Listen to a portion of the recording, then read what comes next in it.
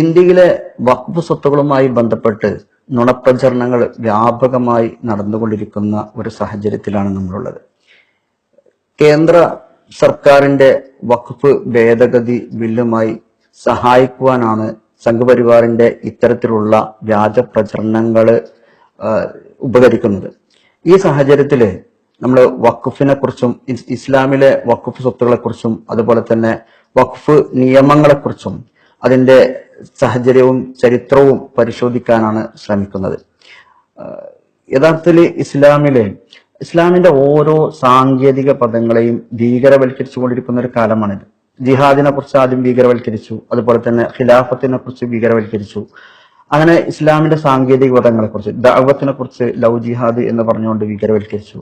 അതുപോലെ വഖഫ് എന്നുള്ള പദത്തെയും രാജ്യത്തിന് എന്തോ ഒരു ഭീകരമായ ഒന്നാണ് എന്ന് പ്രചരിപ്പിച്ചുകൊണ്ടിരിക്കുന്ന ഒരു കാലമാണ്. അപ്പൊ അതുകൊണ്ട് തന്നെ പല ആളുകൾക്കും ഇസ്ലാമിലെ വഖഫ് സംവിധാനം തന്നെ എന്താണ് എന്ന് അറിയാത്തൊരവസ്ഥയുണ്ട്. അതുകൊണ്ട് ഇസ്ലാമിലെ വഖഫ് എന്നുള്ള സംവിധാനത്തെ കുറിച്ച് പറഞ്ഞുകൊണ്ട് നമുക്ക് തുടങ്ങാം. ഒരു ഇസ്ലാം മത വിശ്വാസി അള്ളാഹുവിന്റെ പ്രീതി ഉദ്ദേശിച്ച് തന്റെ ഉടമസ്ഥതയിലുള്ള സമ്പത്ത് ദാനം ചെയ്യുന്നതിനെയാണ് വഖഫ് എന്ന് പറയുക. വളരെ ലളിതമായ ഒരു പ്രോസസ്സാണിത്. അപ്പൊ ഈ വഖഫ് ഇപ്പൊ ദാനം ചെയ്യുന്നതൊക്കെ വഖഫാണ് എങ്കിൽ അപ്പൊ നമ്മളെ മുസ്ലിം സമുദായത്തിൽ തന്നെ ഒരുപാട് സമ്പന്നനായ ആളുകൾ ഒരുപാട് സ്വതക്കകൾ ചെയ്യാറുണ്ട്, ഒരു ദാനധർമ്മങ്ങൾ ചെയ്യാറുണ്ട്. അതൊക്കെ ഈ വഖഫിൽ ഉൾപ്പെടുത്താൻ കഴിയുമോ? സാധാരണ ഒരു ദാനവും വഖഫും തമ്മിൽ വ്യത്യാസമുണ്ട്. വഖഫ് എന്ന് പറഞ്ഞുകൊണ്ട് ദാനം ചെയ്യുന്ന ആ വസ്തുവിനെ വിൽക്കുവാനോ കൈമാറ്റം ചെയ്യുവാനോ അനന്തരാവകാശം എടുക്കാനോ സാധിക്കുകയില്ല. മറിച്ച് വഖഫ് ചെയ്യപ്പെട്ട വസ്തുവിൽ നിന്നുള്ള ആദായങ്ങളോ വരുമാനങ്ങളോ ഗുണങ്ങളോ ആണ് ആർക്കാണോ വഖഫ് ചെയ്യുന്നത് ആ വ്യക്തിയോ സ്ഥാപനമോ പള്ളിയോ ഉപയോഗപ്പെടുത്തുക. ഞാൻ ഒരു ഉദാഹരണം പറഞ്ഞാൽ അത് കൃത്യമായി മനസ്സിലാവും. ഞാൻ എന്റെ നാട്ടിലെ പള്ളിക്ക് ഒരു 50 സെന്റ് തെങ്ങിൻ തോപ്പ് വഖഫ് ചെയ്ത് പള്ളി കമ്മിറ്റിക്ക് ഒരിക്കലും ആ തെങ്ങിൻ തോപ്പ് വിൽക്കുവാനുള്ള അധികാരമോ അനുവാദമോ ഉണ്ടാവുകയില്ല. മറിച്ച് അതിൽ നിന്നുള്ള വരുമാനം, തേങ്ങ വിറ്റോ മറ്റോ കിട്ടുന്ന വരുമാനമാണ് പള്ളി കമ്മിറ്റിക്ക് ഉപയോഗപ്പെടുത്താൻ കഴിയുക.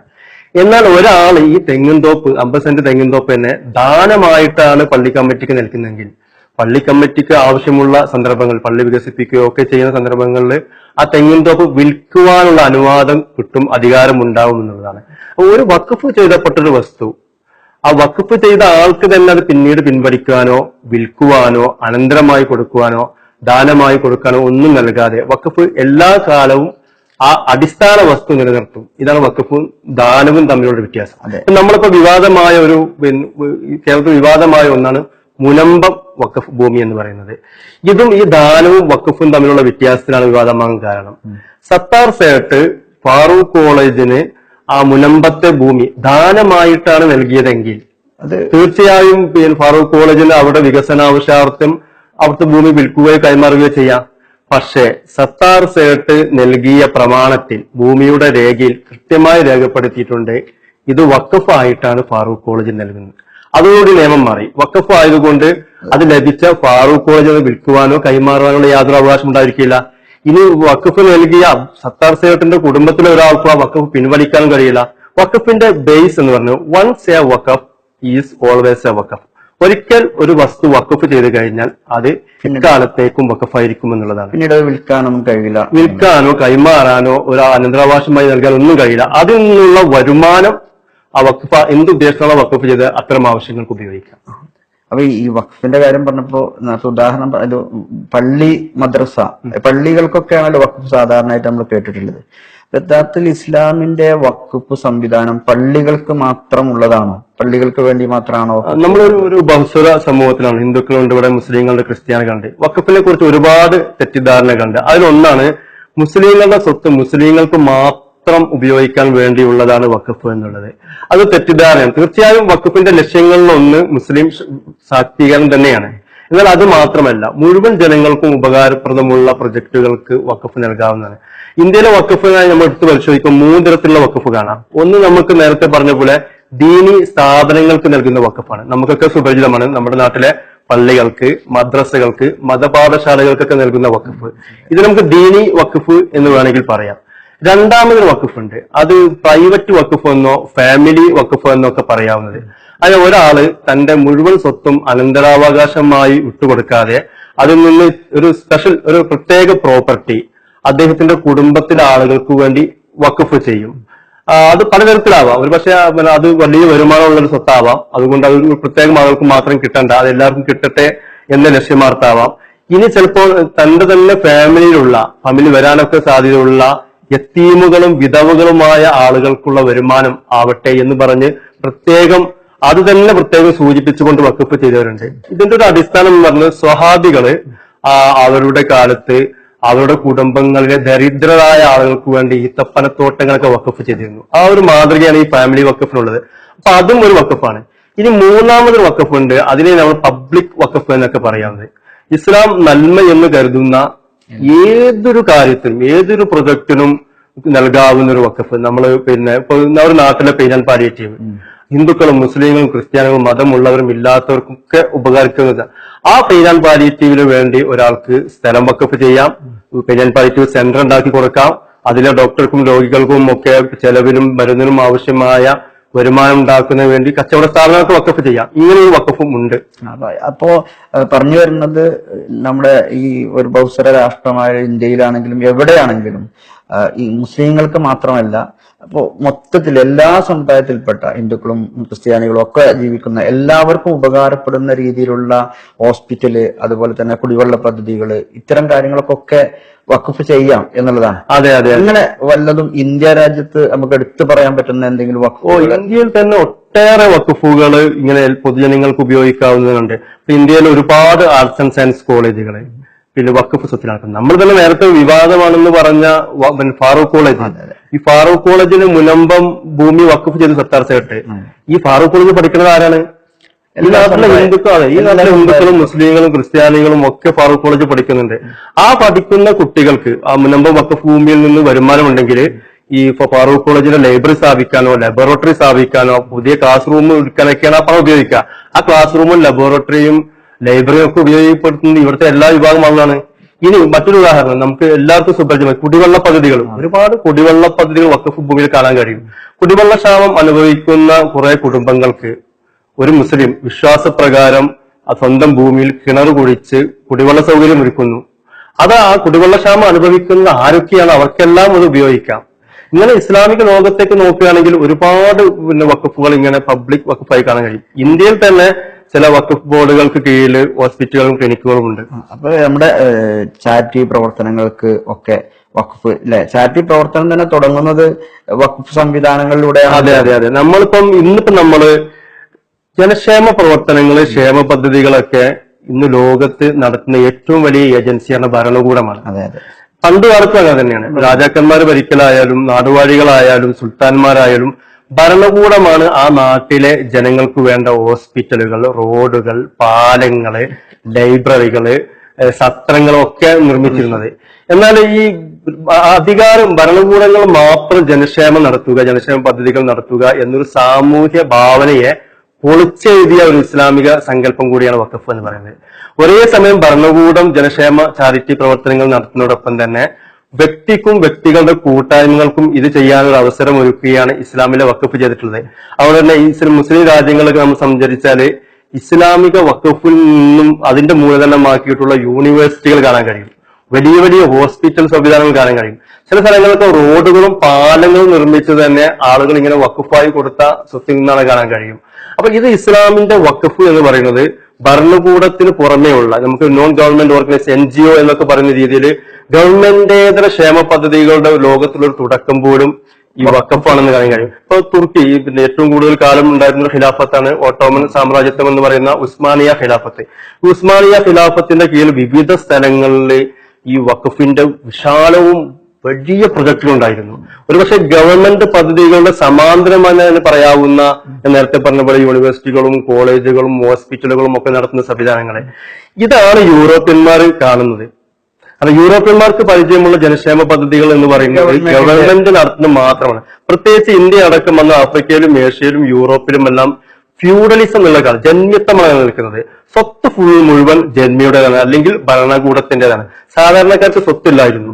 അതുകൊണ്ട് തന്നെ വലിയ വലിയ ചാരിറ്റി പ്രവർത്തനങ്ങളൊന്നും ജന്മിമാർ ചെയ്യുമായിരുന്നില്ല. അപ്പൊ ഈ ഓട്ടോമൻ സാമ്രാജ്യത്തിലേക്ക് യൂറോപ്യന്മാർ വന്ന് നോക്കുമ്പോൾ ഗവൺമെന്റ് അല്ലാതെ ഒരുപാട് ഒട്ടേറെ ചാരിറ്റി പ്രവർത്തനങ്ങൾ, അപ്പൊ അതാണ് പഠിച്ചു നോക്കുമ്പോൾ വഖഫ് പ്രോപ്പർട്ടിയിൽ നിന്നാണ് നടത്തുന്നവർക്ക് മനസ്സിലായി. ഇത് മാതൃകയാക്കിയിട്ടാണ് ഇന്ന് നാം ഇന്ത്യയിലും കേരളത്തിലും ലോകത്തും ഒക്കെ കാണുന്ന ചാരിറ്റബിൾ ട്രസ്റ്റ് അല്ലെങ്കിൽ സൊസൈറ്റി ആക്ടുകളൊക്കെ വന്ന് ഇതിനെ ബേസ് ചെയ്തിട്ടാണ്. അതാണ് പിന്നീട് ലോകത്ത് ഗവൺമെന്റേതര NGO-കളായും ചാരിറ്റബിൾ ട്രസ്റ്റുകളായും മാറിയത്. അപ്പോ ചുരുക്കി പറയാൻ വഖഫ് ഈ ലോകത്തിന് തന്നെ ഗവൺമെന്റേതര ജനക്ഷേമ പദ്ധതികളുടെ ഒരു വലിയ വാതിൽ തുറന്നു കൊടുത്ത ഒരു ഇസ്ലാം നൽകിയ ഒരു ക്ഷേമ പദ്ധതിയാണെന്ന് കാണാൻ കഴിയും. ഞാൻ നേരത്തെ തുടക്കത്തിൽ പറഞ്ഞ പോലെ വഖഫ് സ്വത്തുമായി ബന്ധപ്പെട്ട് ഇന്ത്യയിൽ ഒരുപാട് നുണപ്രചരണങ്ങൾ നടക്കുന്നുണ്ടല്ലോ.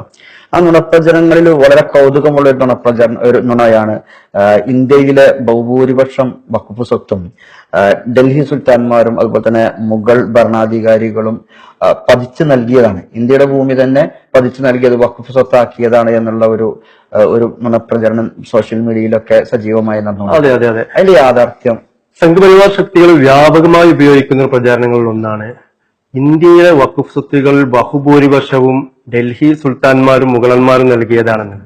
യഥാർത്ഥത്തിൽ ഇത് തെറ്റിദ്ധാരണയും വ്യാജ പ്രചാരണവുമാണെന്ന് പറയാം. ഇന്ത്യയിലെ വളരെ സാധാരണക്കാരും അതുപോലെ അതിസമ്പന്നരുമായ ഒട്ടേറെ വ്യക്തികൾ നൽകിയ വഖഫ് പ്രോപ്പർട്ടികളാണ് ഈ സുൽത്താൻമാരും മുഗളന്മാരും നൽകിയതിനേക്കാൾ ഇന്ത്യയിലുള്ളത് എന്നാണ്. മുഗളന്മാരും ഡൽഹി സുൽത്താൻമാരും ഒക്കെ വഖഫ് ചെയ്തിട്ടുണ്ട്. അവര് നൽകിയ വഖഫ് സ്വത്തുകൾ ഉണ്ടല്ലോ. അപ്പൊ സാധാരണക്കാര് നൽകിയ വഖഫ് സ്വത്തുകളെ കുറിച്ച് നമുക്കറിയാം. പക്ഷെ മുഗൾ രാജവംശം അതുപോലെ തന്നെ ഈ ഡൽഹി സുൽത്താൻമാരൊക്കെ നൽകിയ വഖഫ് സ്വത്ത് അത് യഥാർത്ഥത്തിൽ രാജ്യത്തിന് ഉപകരിക്കുന്ന രീതിയിലുള്ള, രാജ്യത്തിലെ എല്ലാ ആളുകൾക്കും ഉപകരിക്കുന്ന രീതിയിലുള്ള സ്വത്തുകളല്ലേ? രണ്ടു തരം വഖഫ് സ്വത്തുകൾ കാണാൻ കഴിയും. ഒന്ന് മുഗളന്മാരൊക്കെ തീർച്ചയായിട്ടും ചില പള്ളികൾക്ക് വഖഫ് സ്വത്തുക്കൾ നൽകിയിട്ടുണ്ട്. അതുപോലെ തന്നെ സൂഫി ഗാന് അങ്ങനത്തെ നമുക്ക് ഇപ്പോഴും കാണാൻ കഴിയുന്ന ഈദ്ഗാഹ് മൈതാനങ്ങൾ, ഉത്തരേന്ത്യയിലുള്ള ഈദ്ഗാഹ് മൈതാനങ്ങൾക്കൊക്കെ ഭൂമി മുഗളന്മാർ നൽകിയിട്ടുണ്ട്. മുഗളന്മാരുടെ പ്രത്യേകത എന്ന് പറയുന്നത് അത് അവർ മുസ്ലിങ്ങൾക്ക് മാത്രമല്ല ഹിന്ദുക്കളുടെ ആരാധനാലയങ്ങൾക്കും അവർ സംഭാവനകളും ഇതുപോലെ ഭൂമികളും നൽകിയിട്ടുണ്ട്. അതിന്റെ കൂട്ടത്തിൽ അവർ മുസ്ലിങ്ങൾക്കും നൽകിയെന്ന് മാത്രമേ ഉള്ളൂ. എന്നാൽ നമ്മൾ നോക്കേണ്ടത് ഇന്ത്യയിൽ വിവിധ രാജവംശങ്ങൾ വേറെയും ഉണ്ടായിട്ടുണ്ടല്ലോ. ഇന്ത്യയിൽ ഏറ്റവും കൂടുതൽ ഉണ്ടായത് ഹിന്ദു രാജവംശങ്ങളാണ്.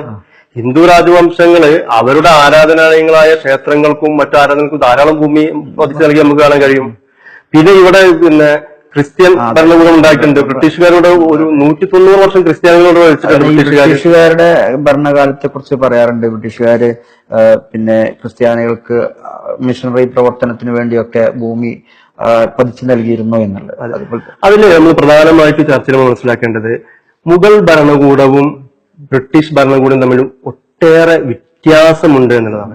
മുഗളന്മാരും മറ്റു രാജ്യങ്ങളിൽ നിന്ന് ഇങ്ങോട്ട് കടന്നു വന്നവരാണെങ്കിലും ഇങ്ങോട്ട് വന്ന ശേഷം അവർ ഇവിടെ തന്നെ ജീവിച്ച് ഇവിടത്തെ ജനങ്ങളെ പൗരന്മാരായി കണ്ട് ഇവിടുത്തെ പൗരന്മാരുടെ വികസന ആവശ്യങ്ങൾക്ക് വ്യത്യസ്ത പദ്ധതികൾ ഉണ്ടാക്കി ഇവിടെ തന്നെ ജീവിച്ച് മരിച്ചവരാണ്. അഥവാ അവർ വന്ന സ്ഥലത്തേക്ക് കൊണ്ടുപോയില്ല. അവർ വന്ന സ്ഥലത്തേക്ക് തിരിച്ചും പോയില്ല.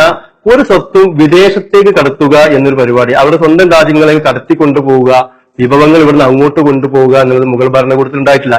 ഇത് മുഴുവൻ ചരിത്രകാരന്മാരും അംഗീകരിക്കുന്ന ഒന്നാണ്. എന്നാൽ ബ്രിട്ടീഷുകാർ നേരെ തിരിച്ചായിരുന്നു. അവർ ഇന്ത്യയിലേക്ക് വന്നത് തന്നെ ഇവിടുന്ന് പരമാവധി വിഭവങ്ങൾ ചൂഷണം ചെയ്ത് അങ്ങോട്ട് കൊണ്ടുപോകാനായിരുന്നു. നമ്മൾ തന്നെ സ്കൂളിലൊക്കെ പഠിച്ചിട്ടുണ്ട്. ഇൻഡസ്ട്രിയൽ വിപ്ലവത്തിന്, വ്യവസായിക വിപ്ലവത്തിന് മൂലധനമായി ഉപയോഗിച്ചിരുന്നത് ഇന്ത്യയിൽ നിന്നും ബ്രിട്ടീഷുകാർ കടത്തിക്കൊണ്ടുപോയ വിഭവങ്ങളാണെന്ന്. പക്ഷെ അങ്ങനെയൊന്നും മുഗളന്മാരടുത്ത് ഉണ്ടായിട്ടില്ല. രണ്ടാമത് മുഗൾ ഭരണകൂടവും ബ്രിട്ടീഷുകാർ തമ്മിലുള്ള വ്യത്യാസം, ബ്രിട്ടീഷുകാർ ഇന്ത്യയിലേക്ക് കടന്നു വന്ന സന്ദർഭങ്ങളെല്ലാം അവരുടെ കൂടെ മിഷണറി പ്രവർത്തകരുണ്ടായിരുന്നു. അതായത് ഇവിടെ നിന്ന് വിഭവങ്ങൾ ചൂഷണം ചെയ്ത് കൊണ്ടുപോകുന്നതോടൊപ്പം തന്നെ അവിടെ നിന്ന് ക്രിസ്തുമതവും യൂറോപ്യൻ ജ്ഞാനശാസ്ത്രവും വീക്ഷണങ്ങളും ഒക്കെ ഇവിടെ പഠിപ്പിക്കുക, ഇവിടെ പ്രചരിപ്പിക്കുക എന്നത് അവരുടെ ലക്ഷ്യമായിരുന്നു. അപ്പൊ ഇങ്ങനെ കടന്നു വന്ന മിഷണറിമാർക്ക് ഇന്ത്യയിൽ സ്ഥാപനങ്ങൾ ഉണ്ടാക്കാൻ, പള്ളികൾ ഉണ്ടാക്കാൻ, അവിടെ ചർച്ചകൾ ഉണ്ടാക്കാൻ, അതുപോലെ ഹോസ്പിറ്റലുകൾ ഉണ്ടാക്കാൻ, സ്കൂളുകൾ, പള്ളിക്കൂടം എന്നുള്ള പേരാണ്. പള്ളിയുടെ ഒപ്പം ഉണ്ടാകുന്ന പള്ളിക്കൂടം, ഇത് രണ്ടും ഉണ്ടാക്കാൻ യഥേഷ്ടം ഭൂമി ബ്രിട്ടീഷുകാർ പതിച്ചു നൽകുകയാണ് ചെയ്തത്. ഇനി ഇവിടെ ബ്രിട്ടീഷുകാർ കടന്നു വരുമ്പോഴും ക്രിസ്ത്യൻ സഭകളും വിശ്വാസികളും ഉണ്ടായിരുന്നു. അവരെയും കൂടെ നിർത്താൻ വേണ്ടി അവർക്കും യഥേഷ്ടം ഭൂമി അവർ പതിച്ചു നൽകി. ഇതൊക്കെ ചരിത്രത്തിൽ ഉള്ള ഒന്നാണ് നമുക്ക് കാണാൻ കഴിയും. എന്നാൽ മുഗളന്മാർക്ക് ഒരിക്കലും ഇങ്ങനെ മതപരമായ ഒരു ലക്ഷ്യം ഉണ്ടായിരുന്നില്ല. ഒന്ന്, മുഗളന്മാരുടെ ജീവിതം തന്നെ അങ്ങനെ ഒരു പൂർണ്ണ മതകീയമായിരുന്നില്ല. അവരിവിടെ ലയിച്ച് ഇവിടുത്തെ സംസ്കാരങ്ങളും ഒക്കെ ചേർന്നിട്ടായിരുന്നു ജീവിച്ചത്. ഹിന്ദു രാജകുമാരിമാർ ഒരുപാട് വിവാഹം ചെയ്ത മുഗൾ ചക്രവർത്തിമാരൊക്കെ നമുക്ക് കാണാൻ കഴിയും. ഹിന്ദു മുസ്ലിം സംസ്കാരങ്ങൾ മിശ്രിതമായ ഒരു പുതിയ സംസ്കാരം ഉണ്ടാക്കിയ മുഗൾ രാജാക്കന്മാർ വരെ അതിന്റെ അകത്തുണ്ട്. അപ്പോൾ അവർക്കൊരിക്കലും ഇസ്ലാം മത പ്രചാരണം ലക്ഷ്യമായിരുന്നു. അങ്ങനെ ലക്ഷ്യമായിരുന്നെങ്കിൽ 8 നൂറ്റാണ്ട് ഇന്ത്യ മുസ്ലിം രാജാക്കന്മാർ ഭരിച്ചിട്ടുണ്ട്. അപ്പൊ ഇന്ന് കാണുന്ന മുസ്ലിം ജനസംഖ്യ അല്ല ഇന്ത്യ ഉപഭൂഖണ്ഡത്തിൽ ഉണ്ടാവേണ്ടത്. അവർ മതപരമായ പ്രചാരണം നടത്തിയിരുന്നെങ്കിൽ അവർക്കത് ലക്ഷ്യമേ ആയിരുന്നില്ല. അതുപോലെ ഞാൻ നേരത്തെ പറഞ്ഞതുപോലെ വെറും 190 വർഷം കൊണ്ട് ബ്രിട്ടീഷുകാര് വ്യത്യസ്ത ക്രിസ്ത്യൻ സഭകൾക്കും ആരാധനകൾക്കുമായി 20 ലക്ഷത്തിലധികം ഏക്കർ ഭൂമി പതിച്ചു നൽകിയിട്ടുണ്ട്. എന്നാൽ ഈ മുഗളന്മാർ അതിന്റെ 10-1 പോലും, മുഗളന്മാർ 8 നൂറ്റാണ്ട് ഭരിച്ചിട്ട് പോലും മുഗളന്മാർ അതിന്റെ 10-1 ഭൂമി പോലും മുസ്ലിം ആവശ്യങ്ങൾക്ക് വേണ്ടി വഖഫ് ചെയ്തിട്ടില്ല എന്നതാണ് അതിന്റെ ഒരു ചരിത്രപരമായ യാഥാർത്ഥ്യം എന്ന് പറയുന്നത്. അതുപോലെ തന്നെ സംഘപരിവാർ ടീം അത്തരം ആളുകൾ ഈ നുണപ്രചരണങ്ങളിൽ വളരെ വ്യാപകമായി പ്രചരിപ്പിച്ചുകൊണ്ടിരിക്കുന്ന ഒരു പ്രചരണമാണ് ഇന്ത്യ പാക് വിഭജന സന്ദർഭത്തിൽ ഇന്ത്യയിൽ നിന്ന് പാകിസ്ഥാനിലേക്ക് പോയ മുസ്ലിങ്ങളുണ്ടല്ലോ, അവിടെ കുറെ സ്വത്ത് ഇന്ത്യയിലുണ്ടായിരുന്നു. ആ സ്വത്തെല്ലാം കൂടിയാണ് വഖഫ് സ്വത്താക്കി മാറ്റിയത്. അങ്ങനെയാണ് വഖഫ് സ്വത്ത് ഇത്ര അധികമായത് എന്നുള്ളൊരു ആരോപണം നടത്തുന്നത്. ഈ സംഘപരിവാറിന്റെ പ്രത്യേകത സാധാരണക്കാർക്ക് പെട്ടെന്ന് വായിച്ചാൽ ശരിയെന്ന് തോന്നിപ്പോകുന്നതാണ് പലരും അവർ വ്യാജ പ്രചാരണങ്ങൾക്ക് ഉപയോഗിക്കുക. ഇപ്പൊ ഇന്ത്യ പാക് വിഭജന ചരിത്രം പറയുമ്പോൾ ശരിയാണ്, 1947 ഇന്ത്യ പാക് വിഭജനം നടന്നിട്ടുണ്ട്. അപ്പൊ കുറച്ച് സ്വത്ത് ലക്ഷക്കണക്കിന് മുസ്ലിങ്ങൾ പാകിസ്ഥാനിലേക്ക് പോയിട്ടുണ്ട്. അവരിൽ അധികം പേരും അതിസമ്പന്നരായ ആളുകളാണ്. അവരവിടെ പരമാവധി സ്വത്ത് പാകിസ്ഥാനിൽ കൊണ്ടുപോയിട്ടുണ്ട്. പക്ഷെ അങ്ങനെ കൊണ്ടുപോയാലും ഒരിക്കലും ഇവിടുന്ന് കൊണ്ടുപോകാത്ത 2 സ്വത്തെങ്കിലും ഉണ്ട്. ഒന്ന് അവരുടെ ഭൂമി, അവരുടെ വില പിടിച്ച വീടുകള്, കച്ചവട സ്ഥാപനങ്ങൾ. അപ്പൊ സ്വാഭാവികം ആലോചിക്കുമ്പോ ഇത് മുസ്ലിങ്ങളൊക്കെ അടിച്ചു മാറ്റിയിട്ടുണ്ടാവും എന്നാൽ അത് തീർച്ചയായിട്ടും സാധാരണക്കാർ പ്രതീക്ഷിക്കാം. എന്നാൽ ചരിത്രത്തിൽ ഇതല്ല സംഭവിച്ചത്. ചരിത്രം അതിൽ വ്യക്തമായിട്ട് അതിന് ക്ലിയർ ആയിട്ട് തന്നെ മറുപടി നമുക്ക് കാണാൻ കഴിയും. അത് ഇങ്ങനെ ഇന്ത്യ പാക് വിഭജന സന്ദർഭത്തിൽ ഇന്ത്യയിൽ നിന്ന് പാകിസ്ഥാനിലേക്ക് പോയ മുസ്ലിങ്ങളുടെ ഇവിടെ ഉപേക്ഷിച്ച സ്വത്തുക്കൾ എന്ത് ചെയ്യണമെന്ന ചർച്ച ഇന്ത്യൻ പാർലമെന്റിൽ അക്കാലത്ത് തന്നെ നടക്കുന്നുണ്ട്. അതായത് ചർച്ച നടന്നു മാത്രമല്ല, പാർലമെന്റ് അതിനൊരു നിയമം പാസ്സാക്കുന്നുണ്ട്. അതാണ് അഡ്മിനിസ്ട്രേഷൻ ഓഫ് ഇവാക്യൂ ആക്ട് 1950. ആ നിയമം പറയുന്നത് വെച്ചാല് ഇങ്ങനെ ഇന്ത്യയിൽ നിന്നും പാകിസ്ഥാനിലേക്ക് പോയ മുസ്ലിങ്ങളുടെ സ്വത്ത് സർക്കാർ കണ്ടെടുക്കും, സർക്കാർ കണ്ടുകെട്ടും. അതിനു വേണ്ടി മാത്രം ഒരു ഓഫീസ് സംവിധാനം ഉണ്ടാക്കി, കസ്റ്റോഡിയൻ ഓഫ് ഇവാക്യൂ പ്രോപ്പർട്ടി എന്ന് പറഞ്ഞുകൊണ്ട് ഒരു ഓഫീസ് സംവിധാനം ഉണ്ടാക്കി. ഇതിൽ ഓഫീസർമാരുടെ പണി ഇങ്ങനെ പാകിസ്ഥാനിലേക്ക് പോയ മുസ്ലിങ്ങളുടെ സ്വത്ത് കണ്ടെത്തുകയും രേഖപ്പെടുത്തുകയും അത് സർക്കാരിലേക്ക് കണ്ടുകെട്ടുകയും ചെയ്യാണ്. എന്നിട്ട് ഇങ്ങനെ കണ്ടുകെട്ടിയ സ്വത്തുക്കൾ എന്ത് ചെയ്യണമെന്നതിനും ആ ഇവാക്യൂ ആക്ട് നിയമം ഉണ്ടായിരുന്നു. മൂന്ന് കാര്യങ്ങൾ ഈ വിഷയത്തിൽ ചരിത്രത്തിൽ നടന്നിട്ടുള്ളത്. അതിലൊന്ന് എന്ന് പറയുന്നത് നമുക്കറിയാം, വിഭജന സന്ദർഭത്തിൽ പാകിസ്ഥാനിൽ നിന്ന് ഇങ്ങോട്ട് ധാരാളം ഹിന്ദുക്കളും സിഖുകാരും വന്നിരുന്നു. സ്വാഭാവികമായി അവർ ഇന്ത്യയിലേക്ക് വരുമ്പോൾ അവർക്ക് താമസിക്കാൻ വീടില്ല, അവിടെ ഭൂമി ഒന്നുമില്ലല്ലോ. അപ്പൊ ഇങ്ങനെ മുസ്ലിങ്ങളിൽ നിന്നും പിടിച്ചെടുത്ത ഭൂമിയും വീടും ഇങ്ങനെ വന്ന പാകിസ്ഥാനിൽ നിന്ന് ഇങ്ങോട്ട് വന്ന ഹിന്ദുക്കൾക്കും സിഖുകാർക്കും നിയമപരമായി പതിച്ചു നൽകിയാണ് സർക്കാർ ചെയ്തത്. ഇതാണ് അതിന്റെ ഒന്നാമത് ചെയ്തിട്ടുള്ളത്. ഇതുപോലെ ആളുകൾക്ക് അറിയില്ല. ആ ഒരു കാര്യത്തെയാണ് ഈ രീതിയിൽ അതായത് മുസ്ലിങ്ങളുടെ സ്വത്ത് എടുത്ത് യഥാർത്ഥത്തിൽ ഹിന്ദുക്കൾക്കും സിഖുകാർക്കും കൊടുക്കുകയാണ് ചെയ്തത്. എന്നിട്ട് അതിൽ അസ്വാഭാവികമില്ല, അത് സ്വാഭാവികമായിട്ടും അങ്ങനെയൊക്കെ സംഭവിക്കും. പക്ഷെ എന്നിട്ടാണ് നേരെ വിരുദ്ധ നടക്കുന്നത്. ഇനി ഈ സമ്പത്ത് രണ്ടാമത് ഉപയോഗിച്ചത് അന്ന് ഇന്ത്യൻ സർക്കാരിന്റെ വിവിധ പദ്ധതി, പുതിയൊരു സർക്കാർ സ്വന്തം വീട്ടിൽ സർക്കാർ തുടങ്ങുകയാണ്. അപ്പൊ വിവിധ പദ്ധതികൾക്ക് വേണ്ടി സർക്കാർ ഓഫീസുകളാക്കി മാറ്റി. കാരണം ഇന്ത്യയുടെ കണ്ണായ സ്ഥലങ്ങളിൽ, ഡൽഹി അടക്കമുള്ള കണ്ണായ സ്ഥലങ്ങളിൽ ഇങ്ങനെ പാകിസ്ഥാനിലേക്ക് പോയ മുസ്ലിങ്ങളുടെ സ്വത്തുക്കൾ ഉണ്ടായിരുന്നു. അപ്പൊ അത് ഇന്ത്യയുടെ തന്നെ വിവിധ സർക്കാർ ഓഫീസുകളാക്കി മാറ്റി. ചിലത് ലേലത്തിൽ വിറ്റ് സർക്കാർ വിറ്റിട്ട് ആ കിട്ടിയ പണം സർക്കാരിലേക്ക് കണ്ടുകെട്ടുകയും വിവിധ സർക്കാർ പദ്ധതികൾക്ക് ഉപയോഗിക്കുകയാണ് ചെയ്യുക. അങ്ങനെ ഒറ്റപ്പെട്ട ചില കേസുകളുണ്ട്. അതായത് ഇവിടെ നിന്ന് പാകിസ്ഥാനിലേക്ക് പോയ മുസ്ലിങ്ങൾ ചില ബന്ധുക്കൾ ഇന്ത്യയിൽ അവശേഷിച്ചിരുന്നു. അവർ സ്വാഭാവികമായും ഈ സമ്പത്തിൽ, ഈ സ്വത്തില് അവകാശവാദം ഉന്നയിച്ച് കോടതിയെ സമീപിച്ചു. അപ്പൊ ഈ കേസിൽ എന്ത് ചെയ്യണമെന്നും ഈ പ്രോപ്പർട്ടി ആക്ട് നിയമം ഉണ്ടായിരുന്നു. കോടതി എന്താണോ ആ വിഷയത്തിൽ വിധി പറയുന്നത് അതനുസരിച്ച് ആ സ്വത്ത് കൈകാര്യം ചെയ്യാൻ. അപ്പൊ ചില കേസുകളിലൊക്കെ അതിന്റെ ബന്ധുക്കൾക്ക് വിട്ടുകൊടുക്കാൻ പറഞ്ഞു, മറ്റു ചിലത് സർക്കാർ ലയിപ്പിക്കുകയാണ് ചെയ്തത്. ഇതാണ് ചരിത്രം. ഈ ചരിത്രത്തെയാണ് മറികടക്കുന്നത്. അപ്പൊ 2 കാര്യങ്ങൾ. ഒന്ന്, ഇന്ത്യൻ നിയമം അനുസരിച്ച് തന്നെ വിഭജനകാലത്ത് മുസ്ലിങ്ങൾ ഉപേക്ഷിച്ചു പോയ ഒരു പ്രോപ്പർട്ടിയും വഖഫ് സ്വത്താക്കാൻ അനുവദിച്ചിട്ടില്ല. ഇനി 2, ഇസ്ലാമിനൊരു വഖഫ് സങ്കല്പം ഉണ്ടല്ലോ, അത് ഇങ്ങനത്തെ കലാപ സന്ദർഭങ്ങളിലോ മറ്റു സാമൂഹിക പ്രക്ഷോഭങ്ങൾ ഉണ്ടാകുന്ന സന്ദർഭങ്ങളിലൊക്കെ ഇട്ടേച്ചു പോകുന്ന സ്വത്തുക്കളൊക്കെ വഖഫായി പ്രഖ്യാപിക്കാൻ അനുവദിക്കുന്നില്ല. വഖഫ് എന്ന് പറയുന്നത് ആ സ്വത്തിന്റെ യഥാർത്ഥ ഉടമ, ഓണർഷിപ്പുള്ള വ്യക്തി ഞാനിത് അള്ളാഹുവിന്റെ പ്രീതി ഉദ്ദേശിച്ച് ഇന്ന ആവശ്യത്തിന് വഖഫ് ചെയ്യുന്നു എന്ന് രേഖാമൂലമോ വാക്കുമൂലമോ പറഞ്ഞാലേ അത് വഖഫാവുകയുള്ളൂ. അപ്പൊ ഇസ്ലാമിക നിയമം അനുസരിച്ച് പോലും ഇങ്ങനെ വിഭജന മുതൽ മുസ്ലിങ്ങൾ ഇട്ടേച്ചു പോയ സ്വത്ത് വഖഫാക്കാൻ കഴിയുകയില്ല എന്നാണ് യാഥാർത്ഥ്യം. ഈ യാഥാർത്ഥ്യത്തെയാണ് എത്ര മാരകമായ രീതിയിലാണ് അതിനെ തെറ്റിദ്ധരിപ്പിക്കുന്നത്. ഒരിക്കലും മുസ്ലിങ്ങളുടെ അന്നത്തെ സ്വത്ത് മുസ്ലിങ്ങൾക്ക് ഉപകരിക്കാൻ വേണ്ടി ഉപയോഗിച്ചിട്ട് പോലുമില്ല എന്ന് പറയാം. മറ്റുള്ള മതസ്ഥർക്കാണ് കൊടുത്തിട്ടുള്ളത്. അതുപോലെ തന്നെ രാജ്യത്തിന്റെ പുരോഗതിക്ക് വേണ്ടിയിട്ടാണ് ആ സ്വത്ത് ഉപയോഗിച്ചിട്ട് ഉള്ളത്. എന്നിട്ട് ഇപ്പോൾ ആരോപണം നടത്തുന്നത് ഇന്ത്യ പാക് വിഭജന സന്ദർഭത്തിൽ വിട്ടേച്ചു പോയ ഭൂമിയൊക്കെ വഖഫ് സ്വത്താക്കി മാറ്റി എന്നുള്ളതാണ്. ഈ ആരോപണത്തെയാണ് നമ്മൾ നിലവിലെ BJP സർക്കാർ ഒരു വഖഫ് അമെന്റ്മെന്റ് ആക്ട് നടപ്പാക്കാൻ ഉദ്ദേശിച്ച് പല ശ്രമങ്ങളും നടത്തിക്കൊണ്ടിരിക്കുകയാണ്. അതിനൊരു അനുകൂല സാഹചര്യം ഒരുക്കാൻ വേണ്ടി വഖഫ് എന്ന് പറയുന്നത് പൈശാചിവൽക്കരിച്ചാല് അത് മുസ്ലിങ്ങളുടെ മാത്രം, മുസ്ലിങ്ങൾക്ക് ഇതിനു മുമ്പുണ്ടായിരുന്ന ഭരണകൂടങ്ങൾ നൽകിയ എന്തോ ഒരു പ്രീണനം, ഒരു അധിക അവകാശമാണെന്ന് വരുത്തി തീർക്കുവാൻ വേണ്ടിയുള്ള പ്രചരണങ്ങൾ നടക്കുന്നുണ്ട്. അതിലൊരു വ്യാജ പ്രചാരണം മാത്രമാണ്. ഈ നുണകൾ കെട്ടിപ്പടുത്തുണ്ടാക്കിയ ഒരു ആശയമായതുകൊണ്ട് തന്നെ സംഘപരിവാർ ഈ വ്യാജ പ്രചരണങ്ങൾ വീണ്ടും തുടർന്നുകൊണ്ടിരിക്കുകയാണ്. ഒരുപാട് വ്യാജ പ്രചരണങ്ങളാണ്. അതിലിപ്പോ വേറൊരു പുതിയ ഒരു ആരോപണം വന്നിട്ടുള്ളത്, ആരോപണമല്ല, അതുകൊണ്ട് അതൊരു ഈ വഖഫ് സ്വത്തുകളിൽ രാജ്യത്തിന് എന്തൊക്കെയോ പ്രയാസം ഉണ്ടാക്കാൻ പോകുന്ന ഒരു ഭീകരമായ എന്തോ ഒന്നാണ് എന്ന് പറയാൻ വേണ്ടിയിട്ട് ആർമിക്കും അതുപോലെ തന്നെ റെയിൽവേക്കും ആണ് ഏറ്റവും കൂടുതൽ ഭൂസ്വത്തുള്ളത് ഇന്ത്യയിൽ. അപ്പൊ അത് കഴിഞ്ഞാൽ പിന്നെ ഏറ്റവും കൂടുതൽ ഭൂസ്വത്തുള്ളത് വഖഫ് ബോർഡിനാണ് എന്നും അത് ഇന്ത്യ രാജ്യത്തിന് വലിയ അപകടം ഉണ്ടാക്കും, ഒരു സമുദായത്തിന് മാത്രം ഇത്രയേറെ വഖഫ് സ്വത്തും. ഞാൻ ചോദിക്കുന്നത്, ഈ മറ്റുള്ള മതങ്ങളും ഒക്കെ ഒരുപാട് ആരാധനാലയങ്ങളൊക്കെ ഉണ്ടല്ലോ, ആ ആരാധനാലയങ്ങളൊക്കെ ഇതേപോലെ വ്യക്തികളുടെ ഭൂമിയിലാണോ നിലനിൽക്കുന്നത്? ഈ വഖഫ് ഇതുപോലെയുള്ള ദാനം ചെയ്തിട്ടുള്ള ഭൂമികളിലും ഒക്കെ ആണല്ലോ. എന്തുകൊണ്ടാണ് ഇങ്ങനെ ഒരു വ്യത്യാസം കാണിക്കാൻ കാരണം എന്താണ്? അതെ, രണ്ട് കാര്യങ്ങളിൽ പ്രത്യേകം ശ്രദ്ധിക്കേണ്ടതുണ്ട്. ഒന്ന് വെച്ചാല് ഇന്ത്യയില് 2011 സെൻസസ് അനുസരിച്ചിട്ട് 80% ഹിന്ദു മതവിശ്വാസികളാണുള്ളത്. അപ്പൊ സ്വാഭാവികമായും ഹിന്ദു മതവിശ്വാസികളുടെ ആരാധനാലയങ്ങളായ ക്ഷേത്രങ്ങളാണ് ഇന്ത്യയിൽ ഏറ്റവും കൂടുതലുള്ളത്. അപ്പൊ ഹിന്ദു മതം എന്ന് പറയുമ്പോൾ തന്നെ അതിനൊരു ചരിത്രപരമായ പ്രശ്നങ്ങളുണ്ട്. കാരണം ബ്രിട്ടീഷുകാര് ക്രിസ്ത്യാനികളും മുസ്ലിങ്ങളും അല്ലാത്തവരൊക്കെ ഹൈന്ദവരായിട്ട് ഐഡന്റിഫൈ ചെയ്യുകയാണ് ചെയ്തത്. അത് പിന്നീട് നമ്മുടെ സെൻസസിലേക്ക് ആവർത്തിക്കുകയാണ് ചെയ്തത്. നമ്മുടെ ഹിന്ദു സമൂഹം എന്ന് പറയുന്നത് ഒരുപാട് വൈവിധ്യങ്ങളുണ്ട്, പരസ്പര വൈരുദ്ധ്യങ്ങളൊക്കെ ഉണ്ട്, ഒന്നൊന്നിനെ റദ്ദ് ചെയ്യുന്ന ആശയങ്ങളൊക്കെ ഉണ്ട്. പക്ഷെ അപ്പുറത്ത് ക്രിസ്ത്യാനികളെയും മുസ്ലിങ്ങളെയും നിർത്തി അല്ലാത്തവരെല്ലാവരും ഹിന്ദുക്കൾ എന്നാണ് നമ്മൾ സെൻസസ് കണക്കാക്കിയത്. ഏതായാലും സെൻസസിന്റെ ഒരു കണക്കനുസരിച്ചിട്ട് 80% ഹിന്ദുക്കളുണ്ട്. ഇന്ത്യയിലെ ഈ വിവിധ തരത്തിലുള്ള ഈ ഹിന്ദുക്കളുടെ ആരാധനാലയങ്ങൾ ലക്ഷക്കണക്കിന് വരും. ഈ ലക്ഷക്കണക്കിന് ആരാധനാലയങ്ങളുടെ പേരിൽ രജിസ്റ്റർ ചെയ്യപ്പെട്ട ഭൂമി ഞാൻ മനസ്സിലാക്കുന്നു 50 ലക്ഷം ഏക്കർ ഭൂമിയുടെ മുകളിലുണ്ടാവും. പക്ഷെ 1 കോടി ഏക്കർ വരെ ഉണ്ടാവും. അതിലൊരു അസ്വാഭാവികതയില്ല, നമുക്ക് അതിലെന്തൊരു ആശങ്ക ഉണ്ടാവേണ്ടതില്ല. കാരണം 80% വരുന്ന ഹൈന്ദവ വിശ്വാസികളാണ്, അവർക്ക് ലക്ഷക്കണക്കിന് ആരാധനാലയങ്ങളുണ്ട്. അതിന്റെ പേരിൽ അത്രയും ഭൂമി രജിസ്റ്റർ ചെയ്യപ്പെട്ടിരിക്കും. അതിന് മറ്റു കമ്മ്യൂണിറ്റികൾ ആശങ്കപ്പെടേണ്ട യാതൊരു കാര്യവുമില്ല. പക്ഷെ എന്തുകൊണ്ട് അങ്ങനെ ഒന്ന് ചിത്രത്തിൽ വരുന്നില്ല?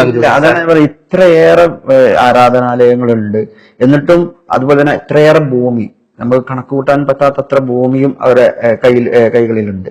എന്നിട്ട് പക്ഷെ വഖഫ് സ്വത്തിന്റെ ഭൂമിയാണ് ഏറ്റവും കൂടുതൽ എന്ന് പറഞ്ഞിട്ട് ഇങ്ങനെ പ്രചരിപ്പിക്കുമ്പോൾ അതിലൊരു ഭീകരവൽക്കരണം നടക്കുന്നുണ്ടല്ലോ.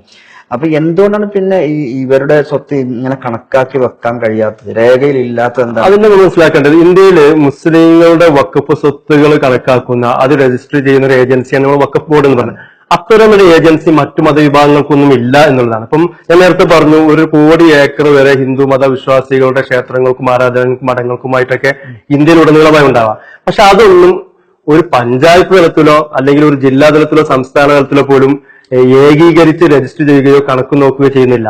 ഓരോ ക്ഷേത്രവും ആ ക്ഷേത്രത്തിന്റെ പ്രാദേശിക ട്രസ്റ്റിൽ മാത്രമാണ് അത് രജിസ്റ്റർ ചെയ്യുന്നത്. അതെങ്ങാനും സംസ്ഥാന തലത്തിലും ദേശീയ അടിസ്ഥാനത്തിലും ഏകീകരിച്ച് വഖഫ് ബോർഡ് മോഡൽ കണക്കെടുക്കുകയാണെങ്കിൽ ഞാൻ നേരത്തെ പറഞ്ഞ പോലെ 1 കോടി ഏക്കർ ഭൂമിക്ക് വരും. പോട്ടെ, അത് പിന്നെ ഇവിടുത്തെ ഭൂരിപക്ഷം ഹിന്ദു സമൂഹത്തിന്റെ ഒരു സ്വത്താണെന്ന് നമുക്ക് പറയാം, അത്രയും ഉണ്ടാവാൻ സ്വാഭാവികമാണ്. നമ്മൾ ഏറ്റവും കൗതുകകരമായ ഒരു വസ്തുത എന്ന് പറയുന്നത്, ഞാൻ നേരത്തെ പറഞ്ഞ പോലെ 2011 സെൻസസ് അനുസരിച്ച് വെറും 2.5% മാത്രമാണ് ഇന്ത്യയിലെ ക്രിസ്ത്യൻ സമൂഹം എന്ന് പറയുന്നത്. മുസ്ലിങ്ങൾ 14% ഉണ്ട്. എന്നാൽ 14% മുസ്ലിങ്ങളുടെ ആരാധനാലയങ്ങളുടെ കീഴിലുള്ള ഭൂമിയേക്കാൾ അതിന്റെ 3 മടങ്ങ് ഭൂമി വരെ യഥാർത്ഥത്തിൽ ക്രിസ്ത്യൻ സഭകളുടെ കീഴിൽ രജിസ്റ്റർ ചെയ്യപ്പെട്ടിട്ടുണ്ട്. ഒരുപക്ഷെ ഇന്ത്യയിൽ ഏറ്റവും അധികം സ്വത്തുള്ള മൂല്യമുള്ള സ്വത്തുള്ള മത ഏജൻസി ഒരു മത സ്ഥാപനം ആരാണെന്ന് വെച്ചാൽ കത്തോലിക്ക സഭയാണ്. ഇതൊക്കെ ഇവിടെ രേഖപ്പെടുത്തിയ ചരിത്രമാണ്. പക്ഷെ കത്തോലിക്ക സഭയുടെ ഇന്ത്യയിലുള്ള മൊത്തം ആസ്തി എത്രയാണെന്ന് ചോദിച്ചാൽ അത് ആർക്കും അറിയില്ല. അത് നേരത്തെ പറഞ്ഞ പോലെ സംസ്ഥാന തലത്തിലോ ദേശീയ അടിസ്ഥാനത്തിലോ വഖഫ് ബോർഡ് പോലെ കണക്കെടുക്കുകയും രജിസ്റ്റർ ചെയ്യുകയും ഏകീകരിപ്പിക്കുകയും ചെയ്യുന്ന വേദി ഇവർക്ക് ഇല്ല എന്നുള്ളതാണ്. ഇപ്പൊ നമുക്ക് തന്നെ പല പഠനങ്ങളുടെയും കണക്കനുസരിച്ച് നോക്കുമ്പോൾ 2 തരം കണക്ക് നമുക്ക് കാണാം. ഇപ്പം ഉദാഹരണം CNI church of north India, ഈ നോർത്ത് ഇന്ത്യയിലെ ചർച്ചകൾക്ക് മാത്രം, അതുപോലെ തന്നെ ചർച്ച് ഓഫ് സൗത്ത് ഇന്ത്യ ഉണ്ട് CSI എന്ന് പറയുന്നത്. ഈ 2 ചർച്ചകൾക്ക് കീഴിലും മാത്രം തന്നെ രജിസ്റ്റർ ചെയ്യപ്പെട്ട ഭൂമി 20 ലക്ഷത്തിനും 25 ലക്ഷം ഏക്കർക്കിടയിൽ ഉണ്ടായിരിക്കുമെന്നാണ് ചില കണക്കുകൾ പറയുന്നത്. ഇതൊരു പ്രത്യേകമായി രേഖപ്പെടുത്തുന്ന സംഗതി, ഇങ്ങനെ ക്രിസ്ത്യൻ സഭകളുടെ കൈവശമുള്ള ഭൂമികളിൽ 90% ഭൂമിയും ബ്രിട്ടീഷ് ഭരണകാലത്ത് മിഷണറി ആവശ്യാർത്ഥം അതുപോലെ തന്നെ ക്രൈസ്തവ സഭകളെ അടുപ്പിച്ചു നിർത്തുന്ന ഭാഗമായിട്ട് ബ്രിട്ടീഷുകാർ എഴുതി കൊടുത്തതാണ്. റോയൽ ലാൻഡ്സ് എന്ന പേരില്, ക്രൗൺ ലാൻഡ്സ് എന്നൊക്കെ പേരില് ബ്രിട്ടീഷുകാർ ദാനം ചെയ്ത ഭൂമികളാണ്. രാജ്യത്തിന്റെ ഭൂമി തന്നെ അന്ന് ബ്രിട്ടീഷുകാരാണ്. അപ്പോൾ സ്വാഭാവികമായിട്ടും ഭരണകൂടത്തിന്റെ കീഴിലുള്ള ഭൂമി, ഈ ഭൂമി അവരെടുത്ത് ഇവർക്ക് കൊടുത്തു എന്നുള്ളതാണ്. ഇന്നത്തെ നമുക്ക് മനസ്സിലാക്കേണ്ട ഒരു വൈരുദ്ധ്യം എന്ന് പറയുന്നത്, ഇങ്ങനെ ക്രിസ്ത്യൻ മിഷണറികൾക്കും ക്രിസ്ത്യൻ മത പ്രചരണത്തിനും വേണ്ടി വളരെ പരസ്യമായി തന്നെ ഇത്തരം സ്ഥാപനങ്ങൾക്ക് വേണ്ടി ഭൂമി 25 ലക്ഷം ഏക്കർ ഭൂമിയൊക്കെ കൊടുത്ത ബ്രിട്ടീഷ് ഭരണകൂടത്തെ നമ്മൾ രേഖപ്പെടുത്താറുള്ളത് ബ്രിട്ടീഷ് ഭരണകാലഘട്ടം എന്നാണ്. ഒരിക്കലും ക്രിസ്ത്യൻ ഭരണകാലഘട്ടം എന്ന് നമ്മൾ പറയാറില്ല. എന്നാൽ ഞാൻ നേരത്തെ പറഞ്ഞു, മതത്തോട് അത്രയൊന്നും പ്രതിപത്തി ഇല്ലാതിരുന്ന മുഗൾ ഭരണകാലത്തെയും സുൽത്താൻമാരുടെ കാലഘട്ടത്തെയും എന്ന് പറഞ്ഞാൽ ഇസ്ലാമിക ഭരണകാലഘട്ടം എന്നാണ്. ഇത് ചരിത്രം എഴുതിയത് പ്രചരിപ്പിച്ചതും ബ്രിട്ടീഷുകാരായതുകൊണ്ട് സംഭവിച്ചതാണ്. അപ്പൊ ഞാൻ പറഞ്ഞത്, ഇന്ത്യൻ ആർമിയേക്കാളും ഇന്ത്യൻ റെയിൽവേയേക്കാളും ഏറ്റവും സ്വത്തുള്ള ഒരു ഏജൻസിയാണ് വഖഫ് ബോർഡ് എന്ന് പറയുന്നത്. ഇങ്ങനെ കണക്കെടുക്കുകയാണെങ്കിൽ തന്നെ അത് തെറ്റാണ്, തെറ്റിദ്ധാരണ വരുത്താൻ ശ്രമം കഴിയും. സ്വാഭാവികമായും ഇന്ത്യയിൽ ഏറ്റവും കൂടുതൽ ഭൂമിയുള്ളത് ഹിന്ദു മത ആരാധനാലയങ്ങൾക്ക് കീഴിൽ രജിസ്റ്റർ ചെയ്ത ഭൂമിയായിരിക്കും. രണ്ടാമത് സത്യത്തിൽ ഉണ്ടാവേണ്ടത് മുസ്ലിങ്ങൾക്കായിരുന്നു. പക്ഷെ അതല്ല യാഥാർത്ഥ്യം. ക്രിസ്ത്യൻ സഭകൾക്കും ആരാധനകൾക്ക് കീഴിലും രജിസ്റ്റർ ചെയ്യപ്പെട്ട ഭൂമിയാണ് ഉണ്ടാവുക. 3-ാം സ്ഥാനത്ത് മാത്രമാണ് വഖഫ് പ്രോപ്പർട്ടികൾ വരിക. ഇനി ഇതിൽ തന്നെ പ്രത്യേകം രേഖപ്പെടുത്തേണ്ട സംഗതി, സഭകളുടെ കീഴിലെ ഭൂമി എന്ന് പറഞ്ഞാൽ സഭകൾക്ക് ഓണർഷിപ്പ് ഉണ്ട്. അവർക്ക് വേണമെങ്കിൽ വിൽക്കാം, വിറ്റിട്ട് പുതിയ സ്ഥാപനം തുടങ്ങാം. മൊത്തം ക്രിസ്ത്യൻ സമൂഹത്തിന്റെ പുരോഗതിക്ക് വേണ്ടി, ശാക്തീകരണത്തിന് വേണ്ടി ആ വഖഫ് സ്വത്തുക്കൾ എന്ത് ചെയ്യാനുള്ള അധികാരവും സഭക്കുണ്ട്. സഭയുടെ കീഴിലുള്ള സ്ഥാപനങ്ങൾക്ക് രജിസ്റ്റർ ചെയ്യപ്പെട്ടത്. എന്നാൽ ഇത്രയധികം 8 ലക്ഷം, സച്ചാർ കമ്മീഷൻ റിപ്പോർട്ട് പ്രകാരം 8 ലക്ഷം ഏക്കർ ഭൂമി, 6 ലക്ഷം, സച്ചാർ കമ്മീഷൻ റിപ്പോർട്ട് പ്രകാരം 6 ലക്ഷം ഏക്കർ ഭൂമി വഖഫ് ബോർഡിന്റെ കീഴിലുണ്ടെന്നാണ് പറയുന്നത് ഇന്ത്യയിലുടനീളമായിട്ട്. 2017 സംയുക്ത പാർലമെന്ററി കമ്മിറ്റി പറയുന്നത് 8 ലക്ഷം ഏക്കർ ഭൂമി ഉണ്ട്. രണ്ടും ശരിയായിക്കോട്ടെ, നമുക്ക് 8 ലക്ഷം എടുക്കാം. 8 ലക്ഷം ഏക്കർ ഭൂമി വഖഫ് ബോർഡിന്റെ കീഴിലുണ്ട് എന്ന് പറയുമ്പോൾ നമ്മൾ മനസ്സിലാക്കേണ്ട കാര്യം, അതിൽ 1 ഏക്കർ ഭൂമിക്ക് പോലും വഖഫ് ബോർഡിന് ഓണർഷിപ്പ് ഇല്ല എന്നതാണ്. അതിൽ നിന്നുള്ള വരുമാനം എടുക്കാനുള്ള അവകാശം വഖഫ് ബോർഡിനില്ല. അത് വിൽക്കുവാനുള്ള അവകാശം വഖഫ് ബോർഡിനില്ല. അത് കൈമാറ്റം ചെയ്യാനുള്ള അധികാരം വഖഫ് ബോർഡിനില്ല. പിന്നെ എന്താണ് ഗവൺമെന്റ് വഖഫ് ബോർഡിന് കൊടുത്തത്? മേൽനോട്ടം വഹിക്കുക. ഒരു വഖഫ് ചെയ്ത ഒരാള് എന്തിനാണോ ഈ സ്വത്ത് ദാനം ചെയ്തത് അത് നടക്കുന്നുണ്ടോ എന്ന് ഉറപ്പുവെക്കുക. ആ വഖഫ് സ്വത്തിൽ എന്തെങ്കിലും തർക്കം വന്നാൽ ആ തർക്കം പരിഹരിക്കാൻ ഇടപെടുക. ഇത്രയേ ഉള്ളൂ വഖഫ് ബോർഡിന്റെ അധികാരം എന്ന് പറഞ്ഞാൽ. അപ്പോ ആർമിയേക്കാളും റെയിൽവേയേക്കാളും ഒക്കെ വലിയ സമ്പന്നനാണ് വഖഫ് ബോർഡ് എന്ന് പറയുമ്പോൾ അത് തന്നെ തെറ്റിദ്ധാരണയാണ്. അതിൽ 1 ഏക്കർ ഭൂമിയുടെ പോലും വഖഫ് ബോർഡിന് ഓണർഷിപ്പോ അധികാരമോ ഇല്ല. ഞാൻ ഇതിന്റെ തുടക്കം മുതലേ പറഞ്ഞുകൊണ്ടിരിക്കുന്ന ഒരു കാര്യം, ഇത് സംഘപരിവാർ വഖഫ് എന്നുള്ള വാക്ക് തന്നെ എന്തൊരു ഭീകരമായ വാക്കും രാജ്യദ്രോഹവും രാജ്യത്തിന് ഭീഷണിയുള്ള ഒരു വാക്കുമാണ് എന്ന് എത്തിക്കാൻ വേണ്ടി, അതിലേക്ക് എത്തിക്കുവാൻ വേണ്ടിയുള്ള പ്രചരണങ്ങളാണ് ഈ നടത്തിക്കൊണ്ടിരിക്കുന്നതൊക്കെ. അതിന്റെ യാഥാർത്ഥ്യത്തിലേക്ക് വരുമ്പോഴാണ് ഈ കാര്യങ്ങൾ നമുക്ക് ബോധ്യപ്പെടുക. അതുപോലെ നമുക്ക് ഇന്ത്യയില് സ്വാതന്ത്ര്യത്തിന് മുമ്പ് തന്നെ വഖഫ് സ്വത്തുകൾ ഉണ്ടാവില്ല. അപ്പൊ സ്വാതന്ത്ര്യാനന്തരം ഇത് നിലനിർത്തുവാനും കൊണ്ടു നടത്തുവാനും ഒക്കെ എന്തൊക്കെ നിയമങ്ങളാണ് കൊണ്ടുവന്നത് എന്നതിലേക്ക് ഒന്ന് സൂചിപ്പിക്കുന്നില്ല. ഇന്ത്യ സ്വാതന്ത്ര്യം ലഭിക്കുന്നതിന് മുമ്പ് ബ്രിട്ടീഷുകാരുടെ നിയന്ത്രണത്തിലായിരുന്നു നമുക്കറിയാമല്ലോ. 1957 1-ാം സ്വാതന്ത്ര്യ സമരത്തിന് നേതൃത്വം നൽകിയിരുന്നത് മുസ്ലിം പോരാളികളായിരുന്നു. അന്നത്തെ മുഗൾ ഭരണാധികാരിയായ ബഹദൂർ ഷാ സഫർ അടക്കം അതിന്റെ മുമ്പിലുണ്ടായിരുന്നു. പല നവാബുമാരും ആ പോരാട്ടത്തിന്റെ മുമ്പിലുണ്ടായിരുന്നു. അതുകൊണ്ട് തന്നെ ഒന്നാം സ്വാതന്ത്ര്യ സമരം അടിച്ചമർത്തിയപ്പോൾ മുസ്ലിം സമുദായത്തിലെ പ്രമുഖരായ ആളുകളോട് പ്രതികാര നടപടികൾ വ്യാപകമായിട്ട് ബ്രിട്ടീഷ് സർക്കാർ സ്വീകരിച്ചു. ഒരുപാട് പേരെ തൂക്കിലേറ്റി, പലരെയും നാടുകടത്തി. അതിലെ പ്രതികാര നടപടികൾ ഒന്നായിരുന്നു ഇങ്ങനെ സമരത്തിൽ പങ്കെടുത്തവരുടെ സ്വത്ത് ബ്രിട്ടീഷ് സർക്കാർ കണ്ടുകെട്ടി എന്നുള്ളത്. അത് വ്യാപകമായ സ്വത്ത് കണ്ടെത്തി. കൂട്ടത്തിൽ ഇന്നത്തെ ഡൽഹി ജുമാ മസ്ജിദിന്റെ അടക്കമുള്ള വഖഫ് സ്വത്തുക്കളായിരുന്നു. പല വഖഫ് സ്വത്തുക്കളും ബ്രിട്ടീഷുകാർ അവരുടെ രാജ്യത്തേക്ക് കണ്ടുകെട്ടി. അതൊരു വലിയ വിവാദമായി. മതപരമായ സ്വത്ത്, മതപരമായ വിശ്വാസത്തിൽ ബ്രിട്ടീഷുകാർ ഇടപെടുന്നു എന്നൊരു വിവാദം ഉണ്ടായ സന്ദർഭത്തിലാണ് വഖഫ് ഭൂമിയെ കുറിച്ചും വഖഫ് പ്രോപ്പർട്ടികളെ കുറിച്ചും ബ്രിട്ടീഷുകാർ സവിശേഷമായി പഠിക്കുന്നത്. കാരണം അവർ ബോധപൂർവം അങ്ങനെ കൈയാറിയതായിരുന്നില്ല. അപ്പോൾ അവർക്ക് മനസ്സിലായി വഖഫ് എന്ന് പറയുന്നത് ഒരു മതപരമായ പ്രോപ്പർട്ടികളാണ് എന്ന് മനസ്സിലായി. അപ്പൊ അവർ പിന്നെ പിടിച്ചെടുത്ത ഡൽഹി ജുമാ മസ്ജിദിന്റെ പ്രോപ്പർട്ടികളടക്കം വിട്ടുകൊടുത്തു. എന്നിട്ട് അന്ന് നിലവിലുണ്ടായിരുന്ന 1863 അന്ന് നിലവിലുണ്ടായിരുന്ന റിലീജിയസ് പ്രോപ്പർട്ടി ആക്ട് ഉണ്ട്. അതനുസരിച്ച് ഈ അന്നുണ്ടായിരുന്ന വഖഫ് സ്വത്തുകളൊക്കെ രജിസ്റ്റർ ചെയ്യാനുള്ള ഒരു അവകാശം, ഒരു സ്വാതന്ത്ര്യം മുസ്ലിങ്ങൾക്ക് കൊടുത്തു. ഇതാണ് വഖഫുമായി ബന്ധപ്പെട്ട ആദ്യത്തെ ഒരു സ്റ്റെപ്പ് ബ്രിട്ടീഷുകാരുടെ കാലത്ത്. പക്ഷെ അത് മൊത്തത്തിൽ മുസ്ലിങ്ങൾക്ക് മാത്രമുള്ള ഒന്നായിരുന്നില്ല. ക്രിസ്ത്യാനികൾക്കും ഹിന്ദുക്കൾക്കൊക്കെ അവരുടെ ആരാധനകളുടെ പ്രോപ്പർട്ടികൾ രജിസ്റ്റർ ചെയ്യാനുള്ള സംവിധാനം അപ്പൊ മുസ്ലിങ്ങൾക്കും അതിന് അനുവാദം നൽകി. വഖഫ് സ്വത്തിന് കൂടി അതിന് അനുവാദം നൽകുന്നുള്ളൂ. പക്ഷെ ബ്രിട്ടീഷുകാർ കൂടുതൽ പഠിച്ചപ്പോൾ വഖഫ് എന്നത് മറ്റൊരു പ്രത്യേക സവിശേഷ നിയമം ആവശ്യമുള്ള ഒന്ന് തന്നെയാണ് അവർ മനസ്സിലാക്കിയപ്പോൾ 1913 മുസൽമാൻ വഖഫ് ആക്ട് എന്ന് പറഞ്ഞ ഒരു നിയമം അവർ കൊണ്ടുവന്നു. ഇതാണ് ഇന്ത്യയിലെ ആദ്യത്തെ ഒരു സെക്കുലർ വഖഫ് നിയമമെന്ന്, അല്ലെങ്കിൽ ഒരു ഇസ്ലാം മത വിശ്വാസത്തിന് പുറത്തുള്ള ഒരു വഖഫ് നിയമം എന്ന് പറയാം. ഈ നിയമത്തിന്റെ ഒരു സവിശേഷത എന്ന് പറയുന്നത് നേരത്തെ പറഞ്ഞ ഇസ്ലാമിക നിയമത്തിന് പുറത്ത് ഒരു ഭരണകൂടം വഖഫിന് ആധികാരികം നൽകി. വഖഫിനെ ഒരു നിയമമായിട്ട് അംഗീകരിച്ചു.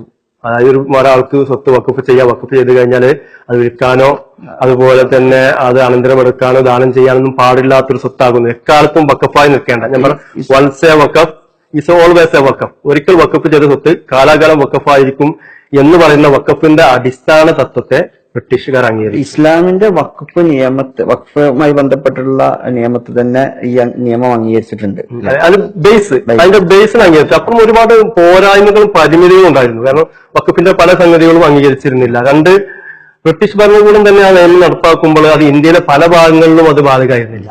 ഇപ്പൊ ബീഹാറിൽ ബാധകമായിരുന്നില്ല, മഹാരാഷ്ട്രയിൽ ബാധകമായിരുന്നില്ല, ബ്രിട്ടീഷുകാരുടെ തന്നെ മദ്രാസിൽ ബാധകമായിരുന്നില്ല. അപ്പൊ അവിടെയൊക്കെ വീണ്ടും വീണ്ടും വേറെ വഖഫ് ആക്ട് വരുന്നുണ്ട്. ഇപ്പം ബീഹാർ വഖഫ് ആക്ട് 1923 വേറെ നിയമം വരുന്നുണ്ട്, 33 വേറെ നിയമം വരുന്നുണ്ട്. ഇങ്ങനെ പലവിധ നിയമങ്ങളും ഭേദഗതികൾ ബ്രിട്ടീഷ് കാലത്ത് തന്നെ ഉണ്ടാകുന്നുണ്ട്. പിന്നെ ഇന്ത്യക്ക് സ്വാതന്ത്ര്യം ലഭിച്ചു. ഇന്ത്യക്ക് സ്വാതന്ത്ര്യം ലഭിക്കുമ്പോൾ നമുക്കറിയാം, നേരത്തെ പറഞ്ഞതുപോലെ തന്നെ ഒരുപാട് മുസ്ലിം പ്രമുഖരായും സമ്പന്നരുമായ ആളുകൾ പാകിസ്ഥാനിലേക്ക് പോയി. അപ്പൊ സ്വാഭാവികമായും വഖഫ് സംരക്ഷിക്കാനുള്ള ബാധ്യത എന്ന് പറയുന്നത് വഖഫ് പ്രാദേശികമായിട്ട് മുത്തവല്ലി എന്നൊരു സങ്കല്പമുണ്ട്. വഖഫ് കൊടുത്ത ഒരു കുടുംബത്തിലാകുമോ അല്ലെങ്കിൽ വഖഫ് സ്വത്ത് സംരക്ഷിക്കുന്നതാണോ, ഇങ്ങനെ പല മുത്തവല്ലികൾ തന്നെ പാകിസ്ഥാനിലേക്ക് പോയി. അപ്പൊ ഇങ്ങനെ പിന്നെ മുത്തവല്ലികളില്ലാത്ത, സംരക്ഷിക്കാൻ ആളുകളില്ലാത്ത വഖഫുകൾ അന്യാധീനപ്പെടുകയോ കയ്യേറ്റം ചെയ്യപ്പെടുകയോ ഒക്കെ ചെയ്യുന്ന പരാതികൾ ഇന്ത്യയുടെ പല ഭാഗത്തുനിന്ന് ഉയർന്നു. ഈ സന്ദർഭത്തിൽ അന്നത്തെ മുസ്ലിം നേതാക്കന്മാര് അബുൽ കലാം ആസാദിന്റെ നേതൃത്വത്തില് ഇന്ത്യയുടെ ഫസ്റ്റ് പ്രൈം മിനിസ്റ്റർ ആയിരുന്ന ജവഹർലാൽ നെഹ്റുവിനെ പോയി കാണുകയും വഖഫിന്റെ ഈ മതപരമായ പവിത്രത ബോധ്യപ്പെടുത്തുകയും അത് സംരക്ഷിക്കേണ്ട ആവശ്യകത പറയുകയൊക്കെ ചെയ്തു. ഉടൻ നെഹ്റു തന്നെ മുൻകൈയെടുത്ത് ഒരു ആക്ട്, ഒരു വഖഫ് ആക്ട് 1954 എന്ന് ചരിത്രത്തിൽ പ്രസിദ്ധമായ ഒരു ആക്ട് കൊണ്ടുവരും. ആ ആക്ട് അനുസരിച്ചിട്ടാണ് ഇന്ന് നമ്മൾ കാണുന്ന വഖഫ് ബോർഡുകൾ ഉണ്ടാകുന്നത്. സെൻട്രൽ വഖഫ് ബോർഡും സംസ്ഥാന വഖഫ് ബോർഡുകളൊക്കെ ഉണ്ടാകുന്നത്. അപ്പോൾ അന്യാധീനപ്പെടാതിരിക്കാൻ, കയ്യേറ്റം ചെയ്യപ്പെടാതിരിക്കാൻ വഖഫ് സ്വത്തുക്കളൊക്കെ സംരക്ഷിക്കാനും അതിന് മേൽനോട്ടം കൊടുക്കാനുള്ള ഒരു ബോഡി ജവഹർലാൽ നെഹ്റു തന്നെ ഉണ്ടാക്കി എന്നുള്ളത്. ഇതിനും ഒരുപാട് പരിമിതികൾ ഉണ്ടായിരുന്നു. ഞാൻ നേരത്തെ ബ്രിട്ടീഷുകാരുടെ കാലത്ത് പറഞ്ഞ പോലെ ആ നിയമവും ഇന്ത്യയിലെ പല സംസ്ഥാനങ്ങൾക്കും ബാധകമായിരുന്നില്ല. ബീഹാറിന് ബാധകമായിരുന്നില്ല, മഹാരാഷ്ട്രക്ക് ബാധകമായിരുന്നില്ല, UP ഉത്തർപ്രദേശിന് ബാധകമായിരുന്നില്ല. അതുകൊണ്ട് തന്നെ 1964 പിന്നെ 83 ഇങ്ങനെ പല കാലങ്ങളിലായിട്ട് പിന്നീടും വഖഫ് ഭേദഗതികൾ ഉണ്ടായിക്കൊണ്ടേയിരിക്കുന്നുണ്ട്. അപ്പൊ പല വഖഫ് ഭേദഗതികൾ ചരിത്രം നോക്കുമ്പോൾ 95 ഏകദേശം നമുക്ക് പറയാം സമ്പൂർണമായ മാറ്റങ്ങൾ അക്കാലത്തെ 1950 വഖഫ് നിയമത്തിൽ വന്നു. സമ്പൂർണ്ണ മാറ്റം ഉണ്ടാകുന്നത് 95 അത് നമ്മൾ 1905 വഖഫ് ആക്ട് എന്നാണ് പറയാം. അതാണ് ഇന്ന് നിലനിൽക്കുന്നത്. ഈ വഖഫ് ആക്ടിന്റെ ഒരു പ്രത്യേകത എന്ന് പറയുന്നത് വഖഫ് സ്വത്ത് സംരക്ഷിക്കാൻ സാധ്യമാവുന്ന ഒരുപാട് നിയമങ്ങൾ അതിൻ്റെ അകത്ത് ഉണ്ടാക്കി എന്നുള്ളതാണ്. അതിനപ്പുറം ഈ വഖഫ് ആക്ടിന്റെ ഒരു ആത്മാവ്, മർമ്മം, കോർ എന്ന് പറയുന്നത് വഖഫ് സ്വത്തുക്കൾ അത് മുസ്ലിങ്ങളുടെ ഒരു പ്രത്യേക മതാവകാശമായിട്ടും അവർക്ക് ഓട്ടോണമസ് ഒരു സ്വയം ഭരണാധികാരമുള്ള ഒരു സ്വത്തായിട്ടും ഭരണകൂടം അംഗീകരിക്കുകയും അതിനു വേണ്ട ഒരു നിയമങ്ങളും വേദികളും ഒക്കെ ഉണ്ടാക്കിയെന്നതാണ്. ഇപ്പം മുസ്ലിങ്ങളുടെ വഖഫ് സ്വത്ത് സംരക്ഷിക്കുകയും അതിന് തർക്കം വന്നാൽ പരിഹരിക്കുകയും അതിന് അന്തിമ വിധി പറയുകയും ചെയ്യാം വഖഫ് ബോർഡ് ആയിരിക്കുമെന്ന് 95-ലെ വഖഫ് ആക്ട് പറയുന്നുണ്ട്. അതിൽ കോടതി ഇടപെടില്ല. എന്നാൽ ഒരു സിവിൽ കോടതിയുടെ പവർ തന്നെ ഈ വഖഫ് ബോർഡ് നൽകി. അതുപോലെ വഖഫ് ബോർഡിൽ ഒരുപാട് അംഗങ്ങളുണ്ട്. ഇപ്പൊ വഖഫ് ബോർഡിൽ പാർലമെന്റ് മെമ്പർ ഉണ്ടാവും, നിയമസഭ മെമ്പർ ഉണ്ടാവും, ഒരു ജഡ്ജി ഉണ്ടായിരിക്കും, ഒരു ഫസ്റ്റ് ക്ലാസ് ഓഫീസർ ഉണ്ടായിരിക്കും. പക്ഷെ ഇവരെല്ലാം മുസ്ലിം സമൂഹത്തിൽ നിന്നും ഉള്ളവരാവണം എന്ന നിയമം വന്നു. ഇനി വലിയ തർക്കങ്ങൾ മുന്നിൽ ഉണ്ടാവുകയാണെങ്കിൽ കോടതിയിലേക്ക് പോകരുത്, കോടതിക്ക് പുറത്ത് പരിഹരിക്കാൻ വേണ്ടി വഖഫ് ട്രിബ്യൂണൽ എന്ന് പറയുന്ന മറ്റൊരു വേദി ഉണ്ടാക്കി. ഇതിലും ജഡ്ജിമാർ അടക്കമുള്ള ആളുകളുണ്ട്, മുസ്ലിം ജഡ്ജിമാർ അടക്കമുണ്ട്. അപ്പം ഈ വഖഫ് ട്രിബ്യൂണലാണ് അന്തിമ വിധി വഖഫ് വിഷയത്തിൽ പറയാം. അത് പറഞ്ഞു കഴിഞ്ഞാൽ പിന്നെ ഹൈക്കോടതിയിലൊക്കെ പോകാമെന്നല്ലാതെ കോടതിയും വഖഫ് ട്രിബ്യൂണലിന്റെ വിധി അംഗീകരിക്കാൻ ചെയ്യാം. അപ്പൊ ചുരുക്കി പറഞ്ഞാൽ 95 വരെയുള്ള 2013 ഒരു ചെറിയ ഭേദഗതി ഉണ്ടായിട്ടുണ്ട്. ആ ഭേദഗതിയും വഖഫ് ബോർഡുകൾക്ക് കുറെ കൂടി അധികാരം നൽകുന്ന ഭേദഗതിയാണ് ഉണ്ടായിട്ടുള്ളത്. അപ്പോ ഈ സ്വതന്ത്രാനന്തര ഭരണകൂടം വഖഫ് നിയമങ്ങൾക്ക് നൽകിയ ഏറ്റവും വലിയ സവിശേഷം എന്താണെന്ന് വെച്ചാൽ മുസ്ലിങ്ങൾക്ക് സവിശേഷമായ അധികാരവും ഓട്ടോണമസ് സ്വയം ഭരണാധികാരവും വഖഫ് നിയമങ്ങളിലും വഖഫ് സ്വത്തിലും നൽകി എന്നുള്ളതാണ്. നിലവില് 1995-ലെ വഖഫ് നിയമം തന്നെയാണല്ലോ ഇപ്പൊ ആധികാരികമായിട്ടുള്ള നിയമമായിട്ടുള്ളത്. ഈ BJP സർക്കാർ കൊണ്ടുവരാൻ വേണ്ടി ശ്രമിച്ചുകൊണ്ടിരിക്കുന്ന ഈ 2024 വഖഫ് ഭേദഗതി ബില്ല്, ആ ബില്ല് വരുന്നതോടുകൂടി വരികയാണെങ്കിൽ എന്തെല്ലാം മുസ്ലിം സമുദായത്തിന് എന്തെല്ലാം അവകാശങ്ങളാണ് നഷ്ടപ്പെടുന്നത്, അതുപോലെ തന്നെ ഈ വഖഫ് സ്വത്തുകൾക്ക് എന്തെല്ലാം അപകടമാണ് വരാൻ പോകുന്നത് എന്നുകൂടി പറഞ്ഞാല്. ഇന്ത്യയില് ബ്രിട്ടീഷ് കാലം തൊട്ട് നിലവിൽ വന്ന വഖഫ് ആക്ടുകളുടെ ഒരു ആത്മാവ് മർമ്മം എന്ന് പറയുന്നത് വഖഫ് സ്വത്തുക്കള് അത് മുസ്ലിങ്ങളുടെ സ്വത്തുക്കളാണെന്ന് അംഗീകരിച്ചത്. യഥാർത്ഥത്തിൽ അങ്ങനെ തന്നെയാണോ? കാരണം ഒരു മുസ്ലിം തന്റെ ദൈവവിശ്വാസ പ്രകാരം ദാനം ചെയ്യുന്ന ഒരു സ്വത്താണ് വഖഫ്. യഥാർത്ഥത്തിൽ അത് വഖഫായി ദാനം ചെയ്തിട്ടില്ലെങ്കിൽ ആരുടെ സ്വത്താണ്? അത് ആ മുസ്ലിങ്ങളുടെ സ്വത്ത് തന്നെയാണ്. അത് മുസ്ലിങ്ങളുടെ വ്യക്തികളുടെ സ്വത്ത് അവരൊന്ന് വഖഫ് എന്ന് പറഞ്ഞ് മാറ്റി നിർത്തുന്നേ ഉള്ളൂ. ഇത് ഭരണകൂടം അംഗീകരിച്ചു, കാരണം മുസ്ലിങ്ങളുടെ സ്വത്താണല്ലോ. അത് മുസ്ലിങ്ങളുടെ സ്വത്താണെന്ന് അംഗീകരിച്ചുകൊണ്ട് അതിന്റെ മേൽനോട്ടം, അതിന്റെ സംരക്ഷണം, അതിന് തർക്കമുണ്ടായാൽ അന്തിമ വിധി എടുക്കേണ്ട എല്ലാം അതിന്റെ ഏജൻസി, അതിന്റെ ഒരു അവകാശികളായിട്ട് മുസ്ലിങ്ങളെ തന്നെ നിർണയിച്ചു, നിയമിച്ചു എന്നുള്ളതാണ്. ഇത് ഇന്ത്യയിൽ അപൂർവമായ സംഭവമല്ല. ഇപ്പൊ ക്ഷേത്രങ്ങളുടെ കാര്യങ്ങൾ വിധി പറയുക, ക്ഷേത്രങ്ങളുടെ കാര്യങ്ങൾ കളയിക്കുക, അത് ഹൈന്ദവർ തന്നെയാണ്. ദേവസ്വം ബോർഡിൽ മുസ്ലിം ആളുകളുണ്ടാവില്ലല്ലോ. അതുപോലെ തന്നെ ക്രിസ്ത്യൻ സഭകളുടെ വിശ്വാസവുമായി ബന്ധപ്പെട്ട കാര്യങ്ങളാണ്. വിശ്വാസത്തിന്റെ ഭാഗമായ കാര്യങ്ങൾ ഞാൻ പറയുന്നത്.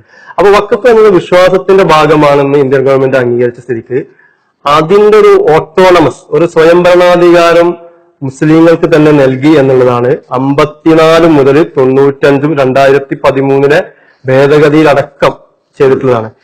ഇത് എടുത്തു കളയും. ഇത് ഈ ഒരു അടിസ്ഥാന സ്വഭാവത്തെ, വഖഫിന്റെ ഈ അടിസ്ഥാന സ്വഭാവത്തെ തകർക്കുവാൻ BJP ശ്രമിക്കൂ എന്നുള്ളതാണ് വഖഫ് ഭേദഗതി ആക്ട് 2024 ഒരു ഗൂഢ ലക്ഷ്യം എന്ന് പറയുന്നത്. അതായത് മുസ്ലിങ്ങൾക്കുള്ള ഈ ഓട്ടോണമസ് എടുത്തു കളഞ്ഞു വഖഫ് ആസ്തികളുടെ നിയന്ത്രണം സർക്കാരിലേക്ക് കൊണ്ടുവരുന്നു. വഖഫ് ബോർഡിന് ഉള്ള ഈ അധികാരം, പ്രത്യേക അവകാശങ്ങളെ അത് വഖഫ് ബോർഡിൽ നിന്ന് എടുത്തു കളഞ്ഞ് ജില്ലാ കളക്ടറിലേക്ക്, അതായത് ഭരണകൂടത്തിലേക്ക് കൈമാറുന്നു. അപ്പൊ ഇതാണ് ഇതിൽ നടക്കുന്നത്. അപ്പം മുസ്ലിങ്ങൾക്ക് സ്വയം നിർണയാധികാരമുള്ള, സ്വയം അവകാശമുള്ള വഖഫ് സ്വത്തിൽ നിന്ന് അധികാരം സർക്കാരിലേക്ക് മാറ്റുന്നു. വഖഫ് ബോർഡിന്റെ അധികാരങ്ങൾ വെട്ടിച്ചുരുക്കുന്നു. ഇതാണ് ഈ വഖഫ് അമെന്റ്മെന്റ് ആക്ടിലുള്ള കാര്യങ്ങൾ. അപ്പൊ ഓരോരുത്തർ പരിശോധിച്ച് നോക്കുകയാണെങ്കിൽ വഖഫ് ബോർഡിൽ മുസ്ലിങ്ങൾ മാത്രമാണ് ഉണ്ടായിരുന്നത്. ഞാൻ നേരത്തെ പറഞ്ഞു, പാർലമെന്റ് അംഗമായാലും നിയമസഭാ അംഗമായാലും ജഡ്ജി ആയിപ്പോലും മുസ്ലിങ്ങളായിരിക്കും. ഇപ്പൊ പുതിയ നിയമം കൊണ്ടുവന്നിരിക്കുന്നത് 2 മുസ്ലിങ്ങൾ നിർബന്ധമായും വഖഫ് ബോർഡിൽ ഉണ്ടായിരിക്കണം. ഈ നേരത്തെ പറഞ്ഞ കലക്ടർ ഉണ്ടല്ലോ, കലക്ടർ ആയിരിക്കും തീരുമാനം എടുക്കുന്നതല്ല. അപ്പൊ കലക്ടർ മുസ്ലിം ആകണം. നേരത്തെ അത് പുതിയ നിയമത്തിലാണ്, പഴയ നിയമത്തില്ല, പുതിയ നിയമത്തിലാണ് കളക്ടറെ ഇങ്ങോട്ട് കൊണ്ടുവരുന്നത്. ഇപ്പോ പറഞ്ഞു പുതിയ നിയമത്തിലുള്ളൂ. അപ്പം അതുപോലെ തന്നെ നിയമസഭാ അംഗവും പാർലമെന്റ് അംഗവും പറഞ്ഞു ഇവർ രണ്ടുപേരും മുസ്ലിങ്ങൾ ആവണമെന്നില്ല എന്ന് കൊണ്ടുവന്നു. ഒരു ഇസ്ലാമിക പണ്ഡിതൻ നിർബന്ധമായിട്ടുണ്ടായിരുന്നു വഖഫ് ആക്ട് 1990 പുതിയ ഭേദഗതി അനുസരിച്ച് ഇസ്ലാമിക പണ്ഡിതൻ ആവശ്യമില്ലാതാക്കിയിരിക്കുന്നു. അതുപോലെ വഖഫ് ട്രിബ്യൂണൽ ഒരു കേസ് വന്നാൽ, വഖഫ് ബോർഡിൽ ഒരു കേസ് വന്നാൽ അത് വഖഫ് ബോർഡും വഖഫ് ട്രിബ്യൂണലും പഠിച്ചിട്ട് അതിൽ തീർപ്പ് കൽപ്പിച്ചാൽ അന്തിമ വിധിയായിരുന്നു. പിന്നെ കോടതി പോകാനുള്ള അധികാരം ഉണ്ടായിരുന്നില്ല. ഇപ്പോൾ ചെയ്യുന്നത് 30 ദിവസത്തിന് 90 ദിവസത്തിനകം ഏത് കോടതിയെയും സമീപിക്കാം. കോടതി എന്താണോ വിധി പറഞ്ഞത് അതായിരിക്കും അന്തിമ വിധി. ഇനി ഇന്ത്യയിൽ തന്നെ ഉള്ള വലിയ ഒരു തർക്കങ്ങളിലൊന്ന് സർക്കാർ വഖഫ് ഭൂമി കൈയാളുമായി ബന്ധപ്പെട്ട ഒരുപാട് കേസുകൾ ഇന്ത്യയിൽ പല സ്ഥലങ്ങളിലുണ്ട്. അപ്പോ അതിലൊക്കെ വിഷയം പഠിച്ചിട്ട് അന്തിമമായ ഒരു വിധി പറഞ്ഞത് വഖഫ് ബോർഡായിരുന്നു. ഇപ്പോ സർക്കാരും വഖഫ് ബോർഡും തമ്മിൽ ഒരു തർക്കമുണ്ടായാൽ അതിൽ അന്തിമ തീരുമാനമെടുക്കുക കളക്ടർ ആയിരിക്കുമെന്നാണ് പറയുന്നത്. അതായത് പല വഖഫ് ഭൂമികളും കളക്ടർ വഴി ഈ നിലവിലെ ഭരണകൂടത്തിന്റെ കീഴിലേക്ക് മാറ്റുവാനുള്ള ഒരു ഗൂഢ ശ്രമം കൂടി നമ്മൾ ഇതിനകത്ത് കാണണം. അപ്പോൾ പലതരത്തില് വഖഫ് ആക്ട് 95 അനുസരിച്ചുണ്ടായിരുന്ന പല പ്രത്യേക അവകാശങ്ങളും സവിശേഷ അധികാരങ്ങളും വഖഫ് ബോർഡിൽ നിന്ന് മാറുകയും വഖഫ് ആസ്തികൾ ഭരണകൂടത്തിന്റെ ഭാഗമാക്കി സ്റ്റെപ്പ് ബൈ സ്റ്റെപ്പ് ആക്കാനുള്ള ഒരു പദ്ധതിയുമായിട്ട് വേണം ഈ അമെന്റ്മെന്റ് ആക്ടിനെ കാണാൻ. അത് മുസ്ലിം സമുദായ സംഘടനകൾ തിരിച്ചറിഞ്ഞിട്ടുണ്ട്. അതൊന്ന് അവര് ഒറ്റക്കെട്ടായിട്ട് ഈ വഖഫ് ഭേദഗതിക്കെതിരെ സമരരംഗത്ത് ഇറങ്ങുന്നത്. ഇത് ഇന്ത്യയിലെ പ്രതിപക്ഷത്തെ ബോധ്യപ്പെടുത്താൻ അവർക്ക് സാധിച്ചിട്ടുണ്ട്. ഇന്ത്യയിലെ സംഘപരിവാർ ശക്തികളല്ലാത്ത മുഴുവൻ പ്രതിപക്ഷവും ഈ വഖഫ് ഭേദഗതി തള്ളിക്കളയണമെന്ന് ആവശ്യപ്പെട്ടു. പാർലമെന്റിൽ അവർ 44ഓളം ഭേദഗതി കൊണ്ടുവന്നു. പക്ഷെ അതൊന്നും സംയുക്ത പാർലമെന്റ് കമ്മിറ്റി പോലും അംഗീകരിച്ചാതെ ഏകപക്ഷീയമായി ഈ അമെന്റ്മെന്റ് ആക്ട് നടപ്പാക്കാനുള്ള ശ്രമവുമായിട്ടാണ് ഇപ്പോൾ അവർ മുന്നോട്ട് പോയിക്കൊണ്ടിരിക്കുന്നത്. ഇതൊരു വഖഫ് നിയമത്തിൽ ഒതുങ്ങുന്ന ഒരു പ്രശ്നമല്ല. ഇന്ത്യയിലുള്ള ഒരുപാട് സവിശേഷ ആനുകൂല്യങ്ങളും നിയമങ്ങളും ന്യൂനപക്ഷങ്ങൾക്കുണ്ട്. മുസ്ലിങ്ങൾക്ക് മാത്രമല്ല, ക്രിസ്ത്യാനികൾക്കുണ്ട്, ഇവിടുത്തെ ബുദ്ധർക്കുണ്ട്, സിഖുകാർക്കുണ്ട്. അതുപോലെ ഇന്ത്യയിൽ ഒരു ഫെഡറൽ സിസ്റ്റം ഉണ്ട്. ആ സിസ്റ്റം അനുസരിച്ച് സ്റ്റേറ്റുകൾക്ക് ഒരുപാട് അവകാശങ്ങൾക്കുണ്ട്. ഇതെല്ലാം ഈ സംഘപരിവാർ ഭരണകൂടം കവരുകയും തകർക്കുകയും ചെയ്യുന്നതിന്റെ ഒരു സ്റ്റെപ്പ് മാത്രമാണ് ഈ വഖഫ് അമെന്റ്മെന്റ് ആക്ട് എന്ന് പറയുന്നത്. അഥവാ നമ്മൾ ഈ ചെറിയൊരു ഭേദഗതി അല്ല 2024 വഖഫ് ഭേദഗതി ബില്ല് വരുന്നതോടുകൂടി സംഭവിക്കാൻ പോകുന്നത് എന്നുള്ളതാണ്. 1995 വഖഫ് നിയമത്തിലെ സവിശേഷമായ എല്ലാ അവകാശങ്ങളും എടുത്തു കളഞ്ഞ രീതിയിലാണ് ആ ഭേദഗതി സമ്പൂർണ്ണമായിട്ട് അട്ടിമറിക്കുന്നത്. അതായത് യഥാർത്ഥത്തിൽ ഈ വഖഫ് സ്വത്തുക്കള് ഇന്ത്യയിലെ മുസ്ലിം സമൂഹങ്ങളോ മുസ്ലിം സംഘടനകളോ കൂട്ടായ്മകളോ അത് കൃത്യമായി ഉപയോഗപ്പെടുത്തുന്നില്ല. ശരിക്കും അതിന്റെ വരുമാനവും ആ പ്രോപ്പർട്ടിക്ക് ഉപയോഗപ്പെടുത്തുമായിരുന്നെങ്കിൽ ഇന്ത്യൻ മുസ്ലിം ശാക്തീകരണത്തിന്റെ വ്യത്യസ്ത പദ്ധതികൾക്ക് അത് ഉപയോഗപ്പെടുത്താൻ കഴിയുമായിരുന്നു. അത് അവർക്ക് ഇപ്പോഴുള്ള വഖഫ് ഭൂമികൾ അധികം വെറുതെ കിടക്കും, വരുമാനമല്ല. അപ്പൊ അത് ഉപയോഗപ്പെടുത്താൻ അവർക്ക് കഴിയുന്നില്ല. ഒന്ന് രണ്ട്, പല വഖഫ് പ്രോപ്പർട്ടികളും ഗവൺമെന്റ് തന്നെ, സംസ്ഥാന ഗവൺമെന്റ് കൂടെ തന്നെ കൈയാറിയതായ ഒരുപാട് തർക്കങ്ങൾ കോടതിയിൽ കടക്കുന്നുണ്ട്.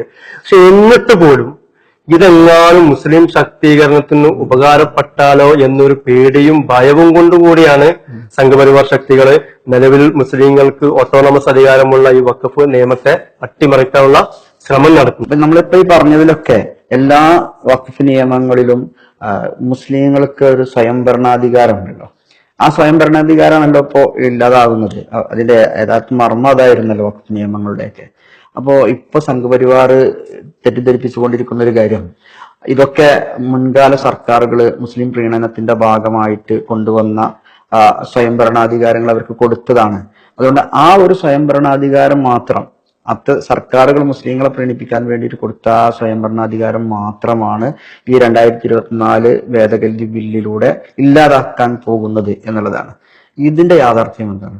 അതെ, ഇന്ത്യ എന്നൊരു രാജ്യം അല്ലെങ്കിൽ ഇന്ത്യ എന്നൊരു ആശയം രൂപപ്പെട്ടൊരു ചരിത്ര സന്ദർഭമുണ്ട്. ആ ചരിത്ര സന്ദർഭത്തെ റദ്ദ് ചെയ്തുകൊണ്ടുള്ള വർത്തമാനങ്ങളാണ് ഈ പറയുന്നത്. യഥാർത്ഥത്തിൽ ബ്രിട്ടീഷുകാർ ഇന്ത്യ വിട്ടു പോകുമ്പോൾ ഇന്ന് കാണുന്ന ഇന്ത്യ ഇല്ല. ഇന്ത്യയിൽ ഒട്ടേറെ നാട്ടുരാജ്യങ്ങളുണ്ടെന്ന്, ഒരു സുൽത്താൻമാർ ഭരിക്കുന്നുണ്ട്, ഹിന്ദു രാജാക്കന്മാർ ഭരിക്കുന്നുണ്ട്. അതിലേക്ക് തന്നെ ഇന്ത്യയുടെ പല ഭാഗങ്ങളും വ്യത്യസ്ത സംസ്കാരങ്ങളും വിശ്വാസങ്ങളും ഭാഷകളും സംസാരിക്കുന്നവരുണ്ട്. അപ്പൊ ഇവരെല്ലാവരും ഒരു ഇന്ത്യ, ഇതൊരു ഏകീകരിച്ച ഇന്ത്യ എന്ന ഒരു രാജ്യം വരുന്നു എന്ന് പറയുമ്പോൾ അതിൽ ലയിക്കുവാനോ അതിന്റെ ഭാഗമാകാനോ സമ്മതിച്ചിരുന്നില്ല. കാരണം അവർക്ക് പലതരം ആശങ്കകൾ ഉണ്ടായിരുന്നു, സ്വാഭാവികമായ ആശങ്കകളാണ്. കാരണം ഒരു വലിയ ഹിന്ദു സമൂഹമുള്ള, വലിയൊരു ഹിന്ദി ഭാഷ സംസാരിക്കുന്ന അതിലേക്ക് ഇന്ത്യ എന്ന രാജ്യം ഉണ്ടാവുമ്പോൾ ഞങ്ങളുടെ ഭാഷ ഇല്ലാതാവുമോ, ഞങ്ങളുടെ വിശ്വാസം ഇല്ലാതാവുമോ, ഞങ്ങളുടെ സംസ്കാരം ഇല്ലാതാവുമോ, ഞങ്ങളിപ്പോൾ ഞങ്ങളുടെ നാട്ടിൽ അനുഭവിച്ചു കൊണ്ടിരിക്കുന്ന പല നിയമങ്ങളും അതുവഴി റദ്ദ് ചെയ്യപ്പെടുമോ എന്ന വളരെ ആശങ്ക ഉണ്ടായിരുന്നു. ന്യൂനപക്ഷ വിഭാഗങ്ങൾക്ക് അതിനേക്കാൾ വലിയ ആശങ്ക ഉണ്ടായിരുന്നു. ഈ ഭൂരിപക്ഷ സമുദായം ഭാവിയിൽ ഞങ്ങളങ്ങ് വിഴുങ്ങിക്കളയുമോ, ഞങ്ങളുടെ എല്ലാ അവകാശങ്ങളും അടിച്ചമർത്തപ്പെടുമോ എന്നൊക്കെ ആശങ്ക ഉണ്ടായിരുന്നു. ഇതെല്ലാം സ്വാതന്ത്ര്യ സമര സേനാനികളുടെയും അതുപോലെ തന്നെ ഇന്ത്യ എന്ന രാജ്യത്തിന്റെ ശില്പികളുടെയും മുമ്പിലെത്തുന്നുണ്ട്. അവർ ഈ ആശങ്കകളെല്ലാം വളരെ പോസിറ്റീവായാണ് സ്വീകരിച്ചത്. ഇതെല്ലാം അവർ അംഗീകരിച്ചിട്ട് ഈ ആശങ്കകൾ ഒന്നും ഇല്ലാതിരിക്കുന്ന തരത്തിൽ ഒരു ഇന്ത്യൻ ഭരണഘടന ഉണ്ടാക്കുകയാണ്. ഇന്ത്യ എന്ന് പറയുന്ന നമ്മൾ ഇന്ന് കാണുന്ന നാനാത്വ ഏകത്വം എന്നൊക്കെ പറയുന്ന ഒരു പുതിയ ഇന്ത്യ ഉണ്ടാവുകയാണ്. ആ പുതിയ ഇന്ത്യയുടെ ഭാഗമായിട്ട് ആദ്യം അംഗീകരിക്കപ്പെടുന്നത് ദുർബലരായ ഇങ്ങനത്തെ ഭാഷാ ന്യൂനപക്ഷങ്ങൾക്ക്, റിലീജിയസ് ന്യൂനപക്ഷങ്ങൾക്ക്, അതൊക്കെ ഇന്ത്യയിലെ വടക്കു കിഴക്കൻ സംസ്ഥാനങ്ങൾക്ക് പ്രത്യേക സവിശേഷ അധികാരങ്ങളും ആനുകൂല്യങ്ങൾ നൽകിയാണ്. ഈ ആനുകൂല്യങ്ങളും സവിശേഷ അധികാരങ്ങളും കൂടി ചേർന്നാണ് ഇന്ത്യ എന്ന രാജ്യം രൂപപ്പെട്ടത്. ഇപ്പൊ ഉദാഹരണമായിട്ട് നമുക്ക് പറയാൻ കഴിയും, ഇന്ത്യയിലെ ന്യൂനപക്ഷങ്ങൾ, അത് ഇന്ത്യയിലെ ന്യൂനപക്ഷങ്ങൾ എന്ന് പറയുന്നത് മുസ്ലിങ്ങൾ മാത്രമല്ല, ക്രിസ്ത്യാനികളുണ്ട്, തന്നെ ബുദ്ധരുണ്ട്, സിഖ് മതക്കാരുണ്ട്. ഇവർക്കെല്ലാം അവരുടെ മതം വിശ്വസിക്കാനും മത ആരാധനാലയങ്ങളും സ്ഥാപനങ്ങളും ഉണ്ടാക്കാനും മതപ്രചാരണങ്ങൾക്കും ഇന്ത്യൻ ഭരണഘടന നൽകി. നമുക്ക് വേണമെങ്കിൽ ഇത് ന്യൂനപക്ഷ പ്രകടനമാണെന്ന് പറയാം.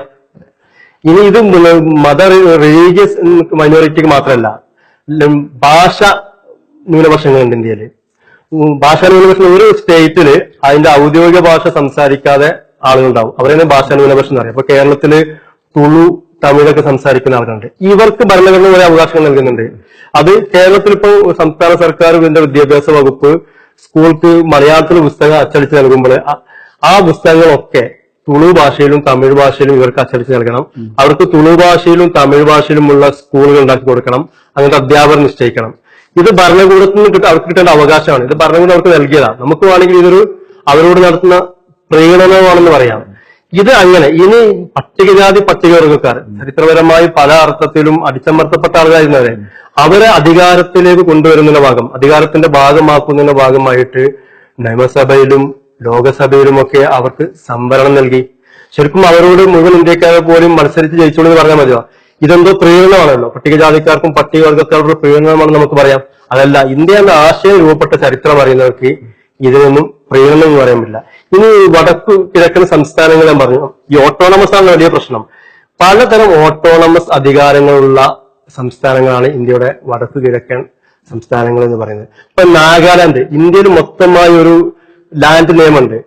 ഇന്ത്യയിലെ ഒരു ദേശീയ ഭൂനിയമങ്ങളൊന്നും നാഗാലാൻഡിന് ബാധകമല്ല.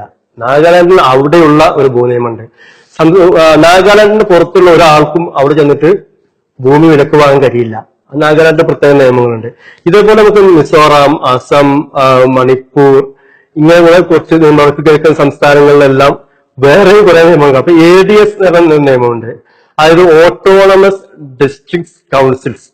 ഈ നാഗാലാൻഡിലൊക്കെ ചില ഡിസ്ട്രിക്റ്റുകൾ ഓട്ടോണമസ്, അവർക്ക് സ്വയം ഭരണാധികാരമുണ്ട്. അവർക്ക് ആ സംസ്ഥാനത്തെ നിയമം പോലും ബാധകമല്ല. കേന്ദ്ര നിയമം ബാധകമല്ല, അതുപോലെ സംസ്ഥാന നിയമം പോലും ബാധകമല്ല. അതുപോലെ അവരുടെ മതവും അവരുടെ വിശ്വാസവും അവരുടെ ആചാരങ്ങളൊക്കെ സംരക്ഷിക്കുന്നതിന്റെ ഭാഗമാണ് അവർക്ക് ഈ ഓട്ടോണമസ് നിയമങ്ങൾ കൊടുത്തിട്ടുള്ളത്. അതുപോലെ അവർക്ക് നേരത്തെ പറഞ്ഞ അവർക്ക് ഭൂമി വാങ്ങാൻ പറ്റില്ല എന്നല്ല, ചിലവർക്കൊക്കെ ILP പിന്നെ ഇന്നർ പെർമിറ്റ് എന്ന് പറയുന്നുണ്ട്. അങ്ങോട്ട് പ്രവേശിക്കണമെങ്കിൽ അവരുടെ പെർമിറ്റ് വേണം. പല സ്റ്റേറ്റുകൾക്കും മിസോറാമിലേക്ക് പ്രവേശിക്കണമെങ്കിൽ ഇവിടെ നിന്ന് അവർ പ്രത്യേകം പെർമിഷൻ എടുത്തിട്ട് അങ്ങോട്ട് പോകാനുള്ള അധികാരം പോലുള്ളൂ. അപ്പൊ ഇങ്ങനെ പലതരം ഓട്ടോണമസുകളും സവിശേഷ അധികാരങ്ങളും ഒക്കെ നൽകി നാട്ടുരാജാക്കന്മാർ രാജ്യങ്ങൾ ഇന്ത്യയിൽ ലയിക്കാൻ വേണ്ടി അവർക്ക് പ്രത്യേക അവകാശങ്ങൾ കൊടുത്തിട്ടുണ്ട്. നമ്മളിപ്പോ തിരുവിതാംകൂറിനെ കാണുന്നുണ്ട്. കേരളത്തിൽ തിരുവിതാംകൂർ ഒരിക്കലും ഇന്ത്യയിൽ ലയിക്കാൻ തയ്യാറായിരുന്നില്ല. അവർക്ക് പല സവിശേഷ ആനുകൂല്യങ്ങളും കൊടുത്തിട്ടാണ് അവർ ലയിച്ചത്. ഇങ്ങനെ പല നാട്ടുരാജ്യങ്ങൾക്ക്, പല വിഭാഗങ്ങൾക്ക്, പല മതസ്ഥർക്കൊക്കെ ഇതെല്ലാം ഭരണഘടന ഇപ്പോഴും, ഇതൊക്കെ ഭരണഘടന ആർട്ടിക്കിളായി ഇപ്പോഴും നിലനിൽക്കുന്ന ഓട്ടോണമസ് അധികാരങ്ങളും സവിശേഷ അധികാരങ്ങളും. ഇതിനെ ഒന്നും നമ്മൾ എന്ത് പറയുന്നില്ല, അവരുടെ പ്രീണനം പറയുന്നില്ല. ഈ സവിശേഷ അധികാരങ്ങളുടെ ഭാഗമായി ചരിത്രപരമായി രൂപം കൊണ്ട ഒന്നാണ് മുസ്ലിങ്ങൾക്ക് അവരുടെ വിശ്വാസങ്ങളും അവരുടെ മതസ്ഥാപനങ്ങളും സ്വന്തക്ക് നടത്തുവാനും സംരക്ഷിക്കുവാനും കൊണ്ടുപോകാനും അധികാരം നൽകുന്നത്. വഖഫ് എന്ന് പറയുന്നത്, വഖഫ് സ്വത്ത് എന്ന് പറയുന്നത് ഒരു മുസ്ലിം സ്ഥാപനത്തിന്റെ ഭാഗമായി, ഒരു മുസ്ലിം വിശ്വാസത്തിന്റെ ഭാഗമായി, ഈ ആർട്ടിക്കിളുകൾക്ക് ഭാഗമായി അങ്ങനെയാണ് മുൻകഴിഞ്ഞ ഭരണകൂടങ്ങളെല്ലാം കണ്ടിട്ടുള്ളത്. അതുകൊണ്ടാണ് അതിന് സവിശേഷ അധികാരങ്ങൾ ഉണ്ടായത്. അതൊരിക്കലും മുസ്ലിം പ്രീണനമല്ല. അങ്ങനെ പ്രീണനമാണെങ്കിൽ ഞാൻ നേരത്തെ പറഞ്ഞ എല്ലാം നമ്മൾ പ്രീണനത്തിന്റെ വകുപ്പിൽ ഉൾപ്പെടുത്തേണ്ടി. രാജാക്കന്മാര് അവരുടെ രാജകുടുംബത്തിനൊക്കെ ഇപ്പോഴും അതിന്റെ ആനുകൂല്യങ്ങൾ, അന്നത്തെ ഭരണകാലത്തുണ്ടായ ആനുകൂല്യങ്ങൾ ഇപ്പോഴും കിട്ടുന്നതൊക്കെ നമ്മൾ കാണുന്നുണ്ടല്ലോ. അത് ഇതിന്റെ ഭാഗമായിട്ട് കിട്ടിയതാണല്ലോ.